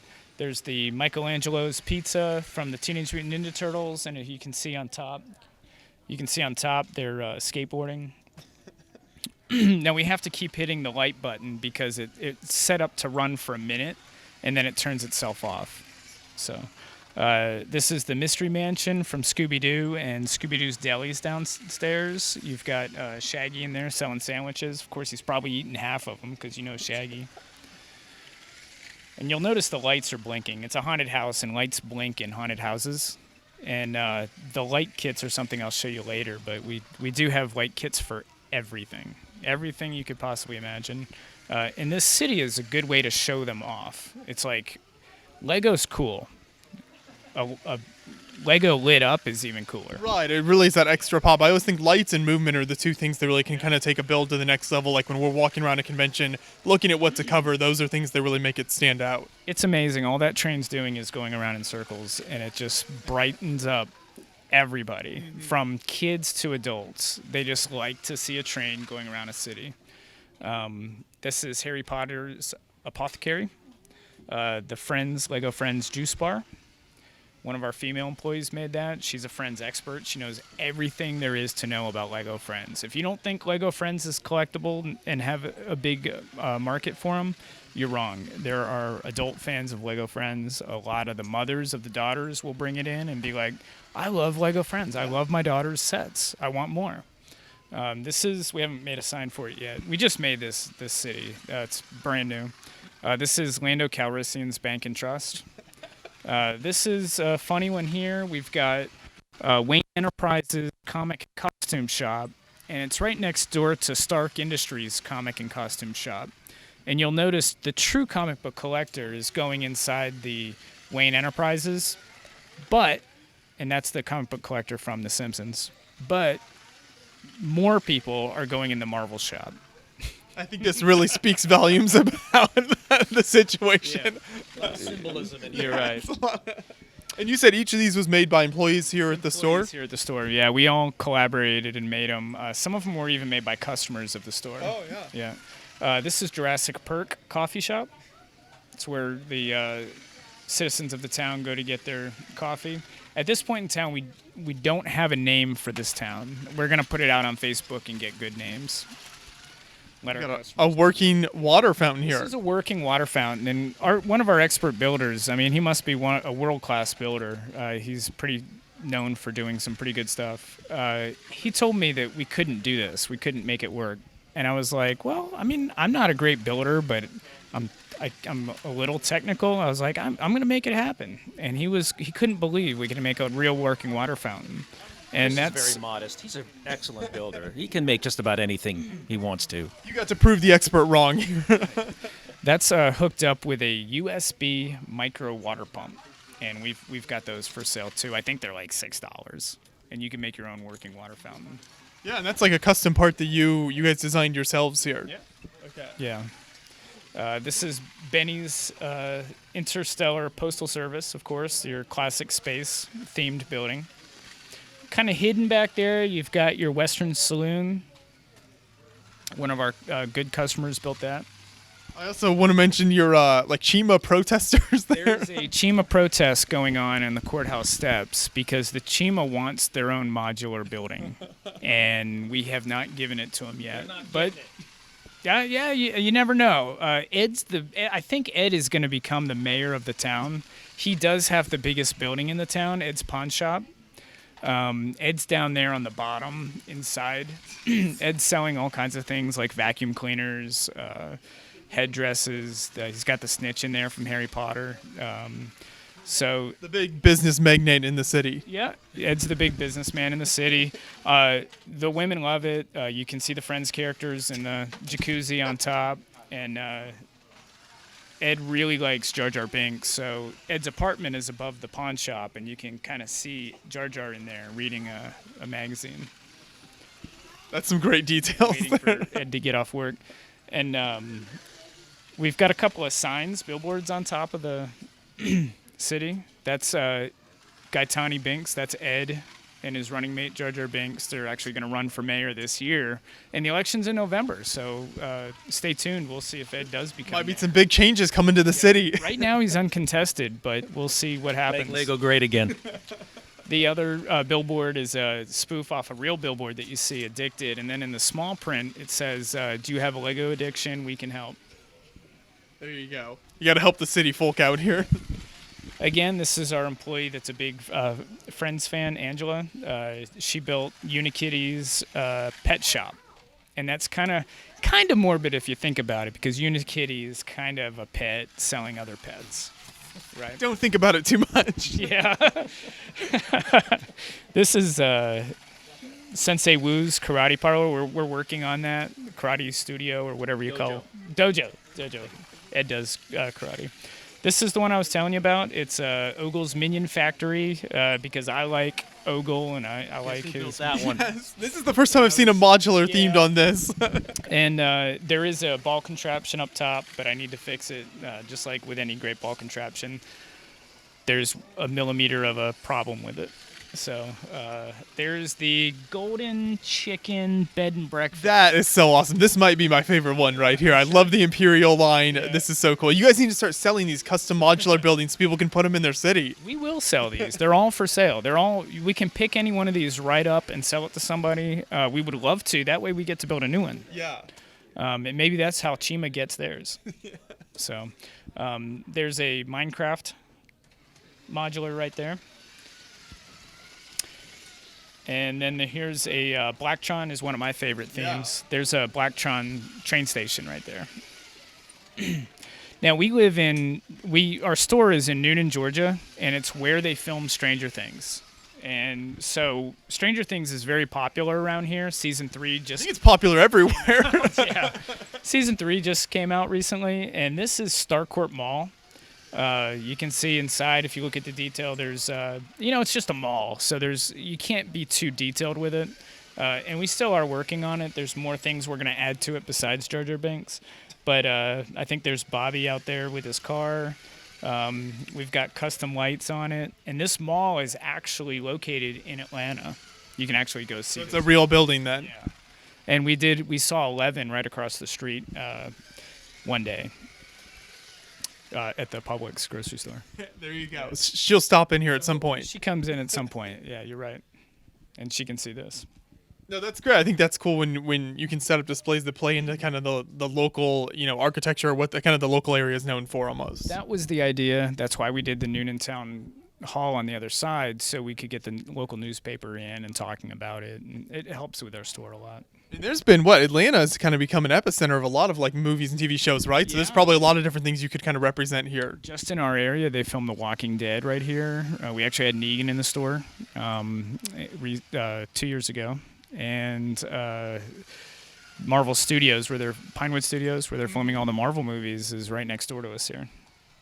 Yeah. So we have a lot of people that come in the store that work on the set, the stunt guys, the set builders, some actors, but none of the big actors. I want Thor to come in, Chris Helmsworth. Jr., that'd be great. I'd love to see Chris Helmsworth come in. Maybe they'll see this video.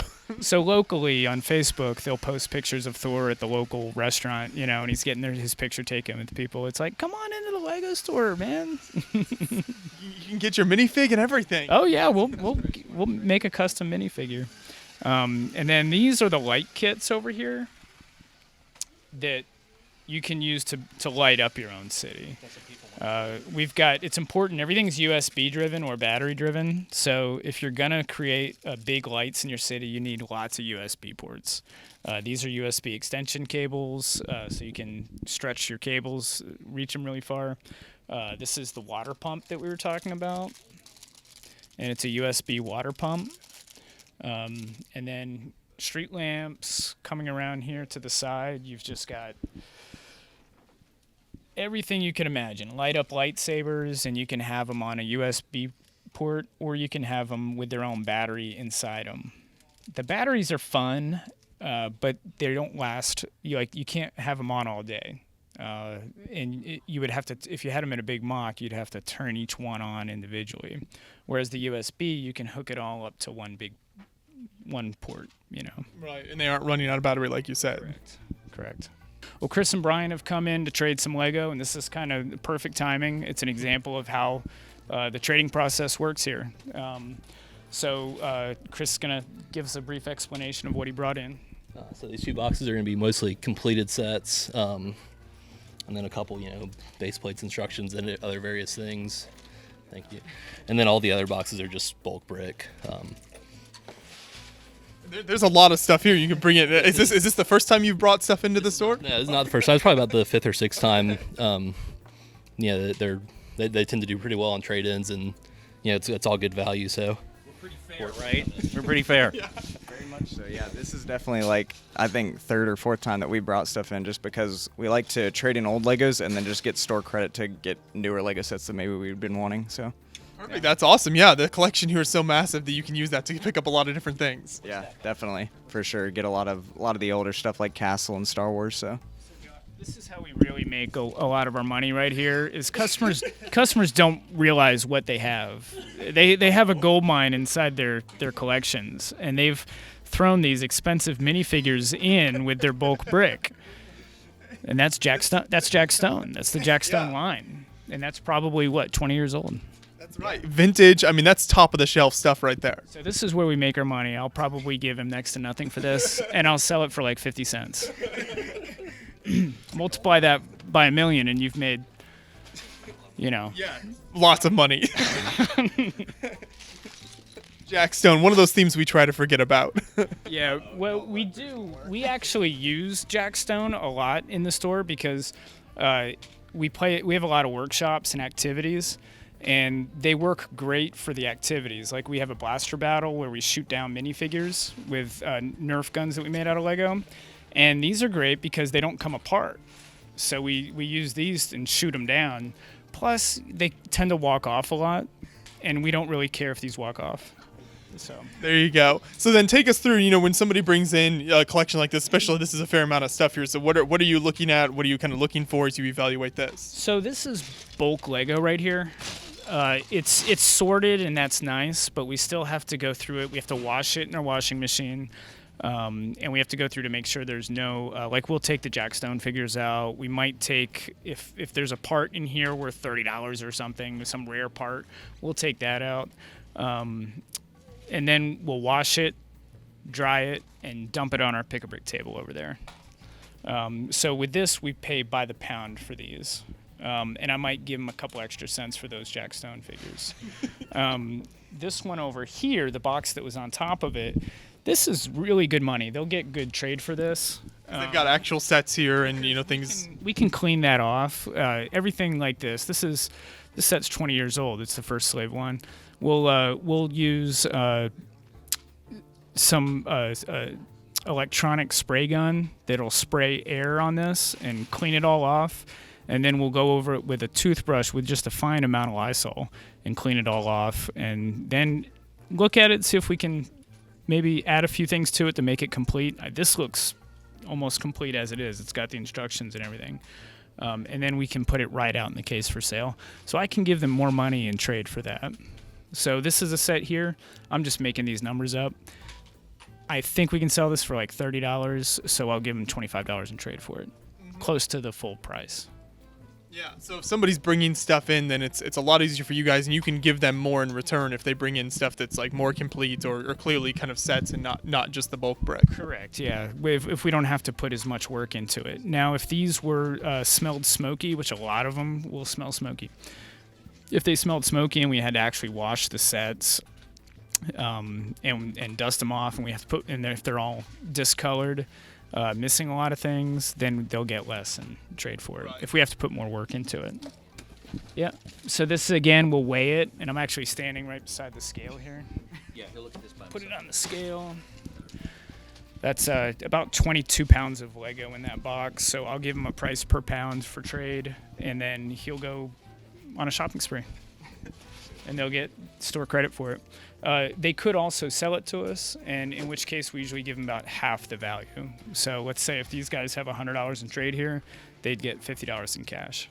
Okay, so store credit versus just straight cash out to people. And maybe they want to go out to dinner tonight, they could have half and half. So they could get $20 in cash and then the rest in store credit. There we go. Well, thank you guys for letting us use this as an example. That's interesting to see how you evaluate this, because there's so many different parts and sets and everything over the years. So I'm sure you get a lot of different stuff coming in here. Mm-hmm. Yeah, this is every day we get stuff. Half this stuff we won't touch again for the bulk brick and stuff. It'll take us months to actually get it back out for sale. A couple of these things we could probably get out for sale tomorrow. So this set right here, we just inventoried one of these and completed it, and it took a lot of work and a lot of time, and we had to order some of these off of Bricklink to complete the set, and it made it really expensive for us to complete that set. They only came with this one set, and he's got all 4 of them on there, which is nice. Okay, you guys seen the party room, the last video that we had? It's kind of the same thing, but we got a lot more room. It's the same racetrack that we had last time. It's you could just hear the acoustics in here. I mean, kids go wild in here. I'm sure it gets very loud when you've got a lot of kids. We've got the double doors over here that we got to keep closed when the parties are going on, because you'd think they were torturing these kids in here. It gets wild in here, and it's crazy. This room is equipped with its own Lego to build the cars for the contests that they do. They do like 3 different activities. The party host puts them through these activities, and then there's time to eat the cake and open the presents and do all that stuff. And it's all the sound of kids having fun. And that's a competition robot table. We just had a robotics class in here. Angela's one of our people that does the inventory of the Lego sets, and she does parties sometimes too. Is that like a First Lego League robotics type of stuff that you have in here? We had that table made for First Lego League. We haven't had any First Lego League stuff going on in a while. Not since the old store, but we just had a robotics camp, like a robotics class here for kids that are interested in the robotics. Nothing formal. So let's show you. We get a lot of this bulk stuff in. A lot of it's dirty. We got to sort through it, make sure it's a real Lego, make sure that it's good stuff and not animal hair or dirt. So, a lot of people think that we just throw it on the table. We don't. We sanitize all these pieces. I'm a physical therapist by trade. I'm big on germs and sanitation. So what we do is, let me show you guys. Get a little look behind the scenes here. Right. This is our supply room for mail products. And if you turn the corner real quick, you'll see we have the washing machine. That's where we wash Lego. Now, for you people at home that want to wash Lego, let me show you something. We have these, we put them in these mesh bags. There's like 2 bags in here, double them up. We put detergent in the washing machine. You do not want to use bleach, or you won't have Lego anymore if you do. Just detergent, nice good soap, and run it on hot, and it comes out perfect. Do not put it in your dryer. Just hang the bags, let them drip dry. Or spread them out, let them drip dry, and they come out looking brand new. So will that remove things like smell as well as like discoloration, or is there only some? It won't. Now, if it's discolored like the yellow on the white, Yeah. there's no way to get that out. You have to use hydrogen peroxide in sunlight and UV light, and you got to turn them. You got to stir it like you do your sauce. You know, if you're Italian, you know what I'm talking about. So there's a lot more effort to sort of discoloration, but for things like smell or something like that. It usually gets rid of it. I don't think we ever had to throw away a batch. It comes out looking brand new and then smelling great. So I wouldn't use anything scented anyway. Just normal detergent will clean them up really good. Shouldn't have a problem. Yeah, that's perfect. I think a lot of people always wonder, like, if they get a collection in, or even their own collection that's sat for a while, like, what do I do with this and make it look decent again? That's the way to do it. That's the way to get them looking brand new. Nice and clean. Now damage is damage. You can't do nothing about that, of course. But if you have some dirty pieces that have been sitting around for a long time, that's the way to make them clean. Now, if somebody sees this video here and they saw the party room here, what types of events will you hold here, or is it pretty much anything people want to just bring a group of people in and do? We can do that for people if they want to rent the room, but typically it's for parties. Now, Chris invented a game called Tank Battles, and a lot of the older fellows will come in here, the AFOLs will come in here, and it gets crazy in here when they start playing. Chris is very competitive too, and he makes the rules as he goes along, and he always winds up winning. Funny how that works. Here he is. Hold on. Once every other month. We would do it all the time if we could, but we just, it's hard to get everybody together, and we're just so busy with everything. But yeah, it's a really fun game, and it's so fun that we enjoy playing it so much as adults that we don't let kids. It's adult only. Do these use like tank kits for it, or how exactly does that work? We make our own tanks, mechs, tanks, and they shoot the rubber bullets, which I can show you over here. We use these for a lot of things. We use them for our birthday parties as well. They're the Technic arrows and Technic cannons. And this is what we do for birthday parties. That's basically a Lego gun. It's kind of like a Nerf gun. And it just shoots. And these are the guys, this is the thing we shoot down the Jack Stone figures with. They make good fodder for that game. And we build forts over here. We set up figures inside the forts, then we knock them down. And we encourage the kids to make them as big, the forts as big as and high as possible, because then they fall and they crash, and it's just so much more fun watching that. And then over here, we build race cars and race them down the track. And we have a lot of customers that have had multiple parties here every, 3 years in a row. They have their kid's birthday party here. And they're like, do you think we could do something different besides race cars? Because that's what he did last time. And I'm like, we could, but he's going to want to do race cars again because it's just so much fun. A kid walks in here, this is the first thing they go to. They take a wheel or a whole car, and they race it down the track. It's a lot of fun. You can even roll this gun down. Everything slides down the track. Right.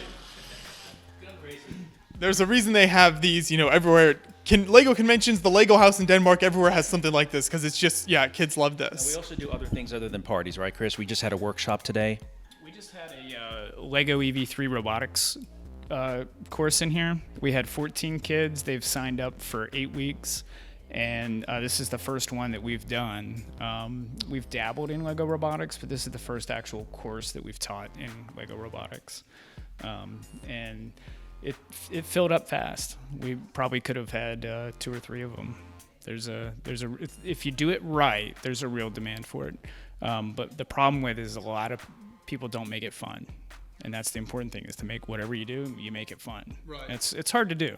Yeah, especially with something like robotics that can be very complicated and sort of get overwhelming, especially for kids. You've got to come up with ways to make it more, manageable for them. You're right. Yeah. Yeah, this is a great space here that you're able to hold events and everything, in addition to all the retail space and everything else you have. And during the week, like if you guys weren't here, we would take that collection that we just got in, and those guys traded in for store credit, and we just put it right in here and leave it for a couple days and work on it as we can. So it works out well for storage as well. So back at our modular city that we built, right underneath the city, we have a lot of things that are rare parts that people look for. Or they aren't looking for, and they never knew they needed them, but they see them, and it's like, wow, I can do so much with that. You know what you can do with this? You can put all 4 of these are quarter cylinders. You can put all 4 of them together and make a full cylinder. Crazy stuff. Yeah. And it also helps you don't have to go digging for that stuff on the table. A lot of this stuff is specialized as well. And then this, the purple roof here, we could take, somebody could make their own kind of Scooby-Doo Mystery Mansion with it. So we put a lot of the parts down here that are very useful that a lot of people don't even know Lego made. Like this one here. Do you guys know where those came from? Was that some Chima stuff? You're right. You know what you're doing. Yeah, it was a Chima set, probably one of the alligator sets or crocodile sets based on the color. That color really popped back up with Chima, and it's been really popular there. Yeah, olive green. And then the rocks down here are very, very popular. Let's see. Some of these rare colors, people come in and they're like, can I just buy purple? Can I just buy pink? And we have it on our pick-a-brick table, but people will come in and they'll pull it all out, because that's what they're looking for. So if they need some by bulk, they can just buy them right here. And it won't take them all day to gather it up. Yeah, the plants are very, very popular.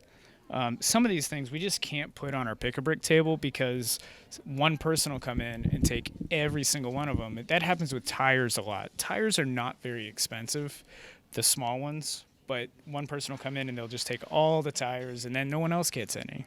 So we have to take some of the stuff out. Here's some Brickforge accessory packs down here. Those are really high quality and sell really well. And Yeah, they make great products and custom parts. Yeah.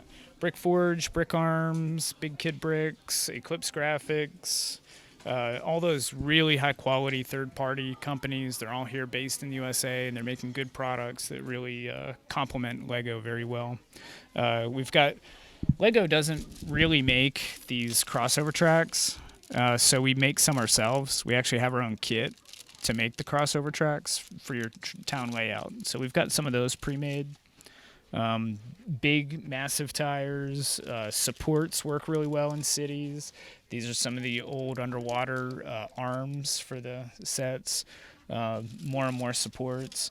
All this stuff is very, very popular for building. And, we want to make sure that everybody gets a chance to get them. So we do pull them out of the pick-a-brick and we put them on our rare parts wall. We also have those parts in bulk behind the counter. If you look behind our sales counter there, you can see all the white bins, and those are all sorted Lego. We have absolutely every part up there you can imagine. Bricks, plates, common parts, rare parts, old parts, new parts, a lot. Some of everything, as well as right here, so we can move into this area next. So this is our pick-a-brick here. This is just kind of a play table to distract, if somebody has a significant other or a kid there, they can sit here and they can play with those. And then this is our pick-a-brick where we just dump bulk brick. This is a great part right here. It's one of those new corner windows. Probably went to a police station. That's a great piece to have. There's a big tire right there. Technic stuff. People come in and they look for Technic stuff all the time, and it's hard to get in bulk, So it's really nice to be able to come in and find these things. Hand sanitizer. There you go. I love this because you can sit down. A kid or an AFOL could come in here and pick through and get exactly what they want. So instead of just having to buy by bulk, they can actually sit down here in the store and pick through like the pieces they need exactly. This is we say this is about 2,000 pounds of Lego because all the drawers are full as well. Some of the drawers are color sorted. It is hard to keep them color sorted because people will mix other colors in with them, or they'll just come along with one of our bins and just fill it up and buy them all, which is fine. We'll eventually restock them. That was the Beyond the Brick drawer there. Yeah, that was. This is our sale box right here. You can fill this XL container up for $30, and you can fit about 4 pounds of Lego in there. And we put a lid on it, and you can take the whole thing home with you. That's a really good price for pick-a-brick. Also online, on our website, one of our best sellers, we don't have a lot for sale on our website, but one of the items we do have that's our best seller is bulk brick. You can buy 10 pounds of Lego for $65. And what we do is we just come out here, we scoop it up, put it in a box for you, and ship it to you. I love the part separators. I've seen a few of those in there. Now, that being said, there's nothing like picking your own brick. You can come in here and pick the pieces you want. You can't do that anywhere else. You can buy online all day long, but you can't pick the pieces you want. You might get stuff you don't even want. Right, that comes back to the advantage of having this physical storefront and some of the things you can do here. We do let people come in and just play with it. You can sit here. A lot of kids will sit here and play and build really cool things. It's pretty affordable. So if they build a really cool car out of all these parts, that might cost them $3, and it might look really, really cool. And then their parents are like, "All right, come on, we gotta go." And they don't buy them that really cool car, and they sit it right here. And then another kid will come along, pick it up, and say, "Look what I built." And it happens every day. It's great. I love seeing it. I'm always finding parts in here that I need. Look at that eyeball. That's a great piece right there. It's like a Mixel type piece. Yeah, I know a lot of parts and where they come from, and I cannot say where that came from. Probably Mixel. This is from Mars Mission, the Mars Mission sets we were talking about. Also, what people do a lot is they'll come in and they'll build right out of here, and they'll build masterpieces. I mean, amazing things, and it's like, wow, where did you come from? Are you a professional builder? No, I just came in and played. We get a lot of adults. They'll come in and they'll be here from. We'll put Star Wars on the TV or something, and they'll stay for 8 hours and just pick brick and pick everything they can find. You got to start inviting those good builders to the conventions and get them out there. You're right. And then over here, we've got our Build-A-Figure. So these are all the figure parts here. And there's some good parts in here. Like this, there's the bottom of the Alien Queen from the minifigure series. I think it was series 10 or not 10. It might have been a series 11. There's the Statue of Liberty's head. There's the Green Goblin's hairpiece. And people can sit here for hours at a time, build minifigures, set them up here, and then they just walk out of the store and don't buy anything. But that's fine. They had a good time. They'll be back. So this is a lot of fun, just sitting and building minifigures. Would you say most of these are currently available minifig parts, or a lot of this is older stuff that just found its way in here? I'd say it's older stuff that has found its way in here. Here's one of the old Black Falcon's torsos. Right, so that's awesome. You can get stuff like that hasn't been for sale for a long time. This is a Brick Warriors, a custom Brick Warriors. Like a Roman sort of... A horn, some kind of war horn. This is the old Toy Story head and helmet for the Toy Story Army soldiers. So there's a lot of really good stuff in here. We used to be more discretionary about what we put in here, but we can't be. We want people to have a good time, find what they need. So, and if somebody is not able to find what they're looking for, we do have all the parts sorted on the wall over here. They come over all the time and they're like, "Hey, could I get female blonde hair?" Yeah, sure. Here you go. See the wall back there? We've got a drawer of heads, a drawer of hats and hair, a drawer of torsos, a drawer of legs, and accessories. And we get a lot of requests. Yeah, you can help find people find stuff. But yeah, while he's getting that, here's like one of the old Extreme Sports torsos here. Love that. Some kids make some really cool stuff out of here. Skeletons, and they'll put armor and weird-looking heads on the skeleton bodies. It's really cool. Some kids have really good imaginations. Yeah, there's tons of cool parts. Here's like one of the old underwater themes. The submarine. Check that out right over there. Here's the real Motherlode. Here's our torsos. These are unsorted torsos. We have twice as much as this, probably sorted by theme. So we've got Star Wars torsos. Every theme you could imagine for Lego, we've got sorted in the back. But this is great for finding pieces that we need. If somebody's looking for a specific torso, we can just pull out our torso drawer and find it. And this is just an example of torsos. We have 2 of these for heads, 2 for legs, pretty much anything you could imagine. And this is what drives me nuts. People leave empty bags in my drawers. Now, somebody's gonna get a stern talking to. Some of these torsos we can't just throw in our Build-A-Figure. They might be valuable. I'm not seeing any. Okay, there's a good one right there. That's the Indiana Jones German soldier. Mm-hmm. He's really good. There's the Lego Agents. I don't know, slime face, acid guy, whatever. That's a really good one. But the majority of them we could probably toss in if we needed to. Yeah, there's all sorts of incredible stuff in there that actually we can move our way over to this area now, and we can kind of go through some of the glass cabinets then as well. Yeah, so we have glass cases. Everything needs to be in a glass case. If any of these sets were out and we weren't watching it, it wouldn't make it through the day. It would get touched, not just by kids, but adults too. Adults are just as bad as kids. They just, if you don't want somebody to touch something, that's what they're going to touch. So we just put them in glass cases so we don't have to worry about it. We want everybody that comes in here to have a good experience. We don't have to yell at them not to touch something.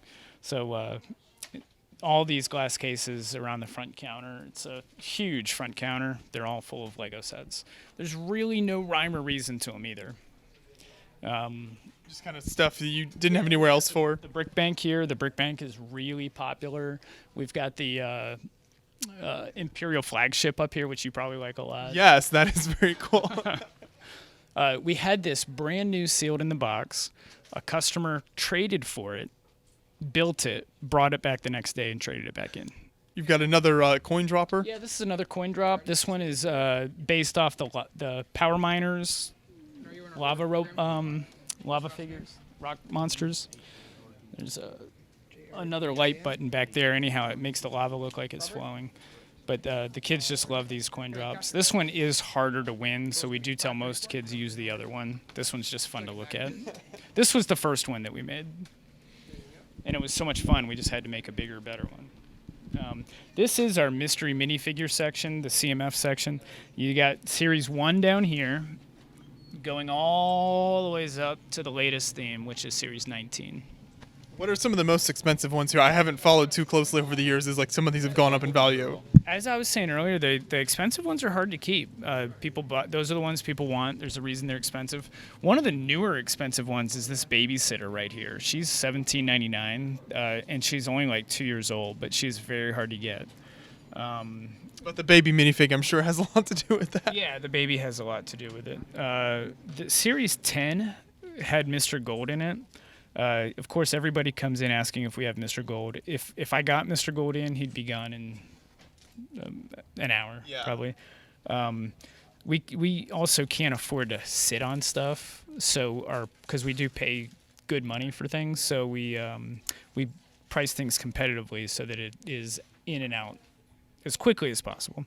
But Series 10 had Mr. Gold in it, and people didn't want the other figures. They wanted Mr. Gold. So a lot of the figures from that have just skyrocketed. You've got the Bumblebee, which she's always been pretty expensive after she came out. Medusa's expensive. The Popular Girl's expensive. Most of those are expensive. Series 11 was a hard one to get. So they, for some reason, it doesn't seem like they made as many of those figures, so they're pretty expensive. Series 14 was the Monster series. And they're not expensive, but they're really, really popular. It seems like Lego might have made more of those. And so those sell really well, and they're not expensive. So that's a good, I like the monster theme. That's a great one. Yeah. We actually had them brand new in sealed packs this past Halloween, and we sold out at Christmas time. But we've had the spill over here. Here's the newer Disney figures. And, of course, they're really, really popular. It looks like the rarest or most popular one is Jack Skellington. If you look at all those figures, we've got a lot of everybody, but I don't see his counterpart, Sally, and we only have one Jack. So those are pretty popular. You got some keychains here. Yeah, this is the keychains are popular, and these are some comic books. It's just the cover is Lego themed. The rest of the comic is a normal comic. They're really neat. Different artwork. And then these are our own Lego sets that we've come out with. It is very expensive to make your own Lego set. You have to buy the parts, that you have to pull them out of another set. You have to buy the set to get those parts. So it's expensive. It takes a lot of time. You have to make the instructions, the artwork. So we try to keep our custom sets small. So this is an example of one of the small ones. It's a motorcycle building kit, kind of like a chopper with the monkey handlebars. This is a Dalek from Doctor Who. We made these. I made them probably 6 years ago before Lego came out with their Doctor Who set. and that's one of our best sellers. We've been selling those for a long time. Things I noticed at the New York Comic Con when I first met Chris, he had these awesome looking Daleks. He had some large ones and the small ones that he's selling right there. They're just amazing. Yeah, here's some examples of these things built. There's an alien xenomorph. We've got a Demigorgon kit that we have. This is one of our newest ones. It's the Battle Baby Mech. That's a lot of fun. You need some helmets for those babies. We do, you're right. We need to get some helmets. I wish Lego would make some more. And then we've got our Pokeball monster catcher kit, and it comes with a custom printed Pikachu. And of course, these are all made with real Lego parts. We put so much, it takes a lot of work to put these together. We're only selling them for like $12 for a kit. So we don't make a ton of money on them, but when you have a lot of sets over time, it adds up. So we are trying to create more sets of our own. They're really neat. Yeah, little building kits, not too expensive and everything, so it makes them more accessible. Lego can't make everything. Yeah. I mean, I wish they would, but they can't. So we fill in the blanks with some of these other things. Like Lego made a Demigorgon, but theirs was a minifigure Demigorgon. And it was cool looking, but it wasn't scary looking. This one's a little bit more scary looking. And you can build it, so it's a little more fun. Just above our sorting wall, you can see that we have a lot of the expensive, rare, hard-to-find sets that we don't want people to handle and break and drop on the floor. Now that The Simpsons are on Disney Plus, they're getting really popular. Oh. I think they were always on Netflix, but all of a sudden, kids seem to want The Simpsons a lot. So The Simpsons are getting very popular. We just got those in yesterday, The Simpsons House and the Quickie Mart, and those will probably be gone this weekend. That's the first carousel that came out over there, and the white sails on it, we had to buy one because we were missing one. That's a pre-owned set. They were $50 each. We had to pay $50 to get one of those white sails for it. So I think that might be the most expensive set we have in the store right now. I think it's $1,500? Wow, okay, so it's $1,500. There is a newer, less expensive carousel available. If you don't want to spend $1,500 to get one. That is a collector's item. And then the Eiffel Tower, which is awesome, is up there. And that's another pre-owned set, but with box and instructions and everything. Is that one of the original Taj Mahal sets there, or one of the newer ones? That's one of the newer ones. Yeah, okay. We had an original one before there was any talk of the new one coming out. And we paid a lot of money for it. We paid over $1,000 for it, well over $1,000. We sold it for a lot, over $2,000, and it was brand new in the box, sealed. A month later, they came out with the new one, and I felt bad for the guy, but I mean, it is what it is. So that was one of the sets that they just completely copied. There's really nothing different about the new one hardly at all. So. Trying to appease the fans there with some re-releases like that. And then over there, we've got the Indominus Rex set and the original Dino set. Mm-hmm. A lot of people didn't even know they came out with those Dino sets. I think that was Dino Attack. That's when they came out with that style dinosaur. That was from 2010, I believe. And before 2010, they had Dino, which was before that. I remember those sets, yeah. Here's one of the helicopters. Look how cool this helicopter looks. Somebody just asked the other day, is that a custom helicopter? I was like, no, that's from the old Dino series. No, that really is impressive. For an official kit, you look at the size of this and the detail. Huge. Yeah, Dino Attack. Picture of the dinos that were from that set, and they're kind of crude. The ones from the newer ones are really nice. Yeah, like much better paint job, sort of. But their eyes did light up, so that was cool. Yeah, this is like a legit attack helicopter type of thing there. Not something you see from Lego very often. I wouldn't mind seeing that again. Here's another helicopter that's really cool that Lego made. That's an older Lego set right there. Was that just a standalone, just the helicopter? Okay, yeah, I don't think I've seen that. One of the model builder sets, so it's actually a little bit bigger than minifigure scale. This is our Duplo section. It is a lot popular than we originally thought. When I laid out our first store down the street 4 years ago, I'm sorry, I'm a guy, I wasn't thinking, but I was not thinking about a Lego Friends section. Fortunately, Ed did. And it is one of our best sellers. It's really popular. We've even had boys come in and want to buy the Lego Friends sets because they make things that they don't in city sets, such as some of the cool buildings and the hot dog cart, all the horse stuff. Lego doesn't really make the farm sets anymore, so some of the horse training centers and stuff that the Lego Friends are making are popular among boys and girls. You've got the Duplo, you've got the Friends, but the real best theme of all time is Fabuland. Yeah, these are the Fabuland sets, and I don't know, people ask for Fabuland. It seems like a lot. And then we actually got the sets in, and they're not expensive, $20, $25, and nobody buys them now. Maybe because they're not expecting to see them, but they are neat. I mean, very rare parts in them, and I remember playing them when I was a kid and back in the 80s. It's such a crazy theme with the animal heads and everything on like the minifigure type bodies. Yeah, it was kind of the junior back in the 80s. It was kind of the juniors scale. It was the small studs, but made for younger kids. The lamb's got a hairdryer, right? Is that what that is? Yeah.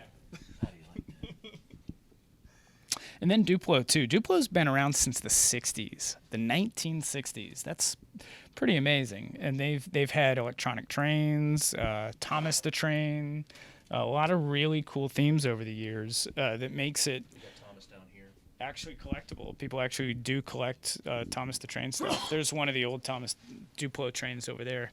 Mega Bloks has the license for Thomas now. Oh. So if you want to get a Duplo one, it's pretty hard to find. You even got these sort of store displays here. I always think those are cool. We get those from customers. Yeah, they bring them in and trade them in. They don't sell. We really don't sell them. They just look cool. People ask about them all the time, but once they find out that they're glued, they're like, oh, never mind. I want to play with them. I've actually had this one since before the store. I've probably had it for 6 years. It was whenever the first Friends sets came out, and never sold it. Not really interested in selling it. I think they're pretty cool. They're neat for just display. Yeah, if you have the space like in your house or something to display it, they do look neat. But yeah, most people don't just want a giant thing like that on display. And then these are more of the Duplo sets, and we inventory some of these older Duplo sets. Like this is one of the older Cars sets. The old Duplo farm set, really, really cool. Another one of the old Cars sets. They used to make some of the old Toy Story sets. There's the old Toy Story train. And of course, they've come back out with other Toy Story sets, but not the same figures. I don't think they remade Buzz Lightyear. There's one of the old circus sets. Oh yeah, that's neat stuff. And adults had these when they had Duplo when they were kids, and they want their kids to have Duplo too. So Duplo is very popular. Over here is our toddler detention center, where you can put your little 2-year-old in here and they can play. They love it. They sit in here, they play while their older brother or sister can shop and the parents can do their thing. The kid can stay in one small spot and not destroy the store. The AFOL can sit picking for parts for 8 hours. It has happened. I've seen it done. Daddy will put a little girl in here, a little boy in here, and he'd be out there picking parts. And I appreciate it. That's why we built it here. I appreciate it because that keeps the little kid from destroying the store. Always helpful. Yes. And you got the library over here. Yeah, this is our library right here. Books do not sell well. They're cheap. They're not expensive. Here's Batman's Guide to Being Cool, and it's 99 cents. Wow, that's a steal right there. Yeah, you could learn how to be cool like Batman for 99 cents. But people don't come in looking for books regularly, so most of these we just get in on trade from customers, and as long as they're in good condition, we'll put them out here for sale.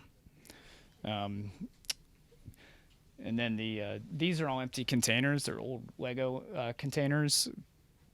Really, people don't have much use for them, but they make great gifts to fill them up with random brick from our Pick-a-Brick table. So a lot of people buy those for $5 each, and then they'll fill them up with Pick-a-Brick, and makes a good gift for Christmas or a birthday. And then elves. Elves is up here. It's one of those themes that's going away pretty quick, and they've gotten pretty popular. Yeah, and so many great parts and colors and unique colors and everything. Yeah, so next year at this time, I'm sure it'll be half that, and then 2 years probably won't have any elf sets left. So that's kind of the Duplo Friends section. Do you want to head on? Okay, well, yeah. Here. And we end up repackaging and inventorying a lot of Friends sets. The Friends sets are really popular. Here's the old Dolphin Cruiser here. It's funny how the popularity comes and goes. We'll have 10 people in a month ask for the Dolphin Cruiser, and then it will go a year and nobody will ask for it. So we like to try to have one of everything available for people when they want it. You see how we repackage the sets. You know, the people here and all the other parts, like we do with all the others. Another hard part about inventorying sets is making sure the stickers are there and in the right spot. It takes we spend a lot of money actually ordering brand new sticker sheets for some of these because the stickers were put on sloppy or not put on at all or missing or something. So. But yeah, there's been so many different sets released with Friends now. It's been going for a while. And then we've got a little bit more Friends over here, along with some of the superhero girls here, and Unikitty and storage solutions, more storage solutions. Now we've made our way downstairs to the basement, and there's so much more Lego and more awesome things to see here. So you've got all the retail stuff upstairs. What do you keep down here? This is our Bricklink inventory and our graveyard. So Bricklink has turned into a real monster. Yeah, sorting nightmare, really. It has to be very, very well sorted so that anybody can find any part they want. It has to be sorted by color, by part, sorted down to the infinite degree, as you'll see. And because you have to, there's so many Lego elements now, I couldn't begin to tell you. I have no idea. Yeah, with over a couple 100,000, that you have to be able to find something right away. If we have to look for it, we usually a 10-cent part. We'll lose money if we have to spend any more than 30 minutes looking for it. You know, so this is our Bricklink store that we're getting ready to show you guys. These are our poly bags here, and our mystery minifigures, our CMFs that are online. Like this is the Space Pirate from Series 3. We got some talented feelers that can figure out what's in here. We do, yeah. This is the Mummy from Series 3. There's, I don't know, 8 of them in there. It's nice to have those sealed, new, never open. That way people know that they're brand new. So in terms of like, you know, people dedicated to the work and everything, and what does the Bricklink store take up versus like the retail space upstairs? It's not as much time. We haven't really focused on Bricklink much since we opened. It was one of the sole purposes we to begin with as a warehouse to sell online, and then we decided, well, if we're going to have a warehouse, let's put a cash register in there, and that just exploded. We got so busy with retail and customer service, we neglected the online. But now, you know, it's back now. But it took forever, Chris, to organize all this and get it the way it is. This wasn't easy. This wasn't an overnight, oh, here we go. It took a long time to get us where we're at. Yeah, I believe you. I look around at all this stuff here. So where we get most of this, like we like showing customers down here because it's neat to see. There's just so much Lego down here. We'll part out sets. I'm sure you've heard that before. We'll take 20 of the same set, we'll part it out and get all these pieces from it. And Bricklink there's interesting news right now about Lego buying Bricklink, and people ask me all the time, how do you feel about that? I'm excited for it. Bricklink has really, our sales on Bricklink have gone down over the years because there's so many new users on Bricklink, and people that really don't know what they have. They're listing the wrong part, the wrong color. Hopefully, Lego will start to crack down on that and make it a better experience for the rest of us. You know, but this is all sorted by category, and we've got a light out right now up here. It's kind of hard to change because there's too much Lego in the way. Lego in the way, yeah. But it's sorted by Bricklink category alphabetically. So we start with aircraft up here, and we just come right down the line. If you're familiar with Bricklink, you could easily come down here and fill your own orders. So if you need 500 2x2 lime green bricks, we've got them right here. Got them. And these are, you know, on Bricklink, they're probably 5 cents each, maybe, just guessing. And this is stuff that's all kept separate from the stuff that's available upstairs. It is, correct. Yeah. At our old location, that wall behind the counter was our Bricklink inventory. and it became a real nightmare having it so easily accessible when we needed a part that it was messing our inventory up. So since then, that was a couple years ago, we've moved it down here, and it's off limits to anybody but someone filling a Bricklink order. The only way to get brick out of here is you got to take it out of inventory before you come downstairs to get it. Right, just to make sure you keep everything kind of on track and the inventory works out. As you can see, everything's alphabetical. Everything's easy to find. We can go right to the part that we need because we know exactly where it is alphabetically and by element. Yeah, it's good to have a good organization system. So do you sell only on Bricklink pretty much for here, or sell anywhere else online? This is only Bricklink. Yeah, we don't sell anywhere else online. We would love to be able to be technically savvy enough to get our Bricklink store inventory uploaded onto our website and have them sync, but there's a lot that goes into that. Something called ASP, and Bricklink explained it to me one time, and I just went over my head, you know. So, yeah, just Bricklink right now. And this is convenient for us because we do a lot of commission builds. We'll build 5-foot-tall statues, all the ways down to small builds for people. And when we need parts in bulk, we can just come right over here and buy them from ourselves. You know, we have them available. We've got a corporate party that we're doing in March where we need 10,000 green 2x4 bricks. We have 10,000 2x4 green bricks, so it works out perfectly. Yeah, look at these massive totes of the airplane cockpits. We've had those for years. It's not a real high demand item. Those aren't flying off the shelves. I made a color chart. Epic failure. It made this color chart a while ago. I'm not sure why it's still accessible because he got his colors wrong. They're not all on here, of course. We might have changed some of them, but I wrote, that's my handwriting. So Ed called it light purple. It's actually medium lavender. But it's hard keeping track of all these colors. I mean, this is only a fraction of them. I got the grays right, and that's important. You got to get the grays right. Yeah. It's like a piece of your history down here now. I love the box collection here. Just that alone is crazy. We don't sell these online. There are some sellers that sell empty boxes online, and we buy from them quite often.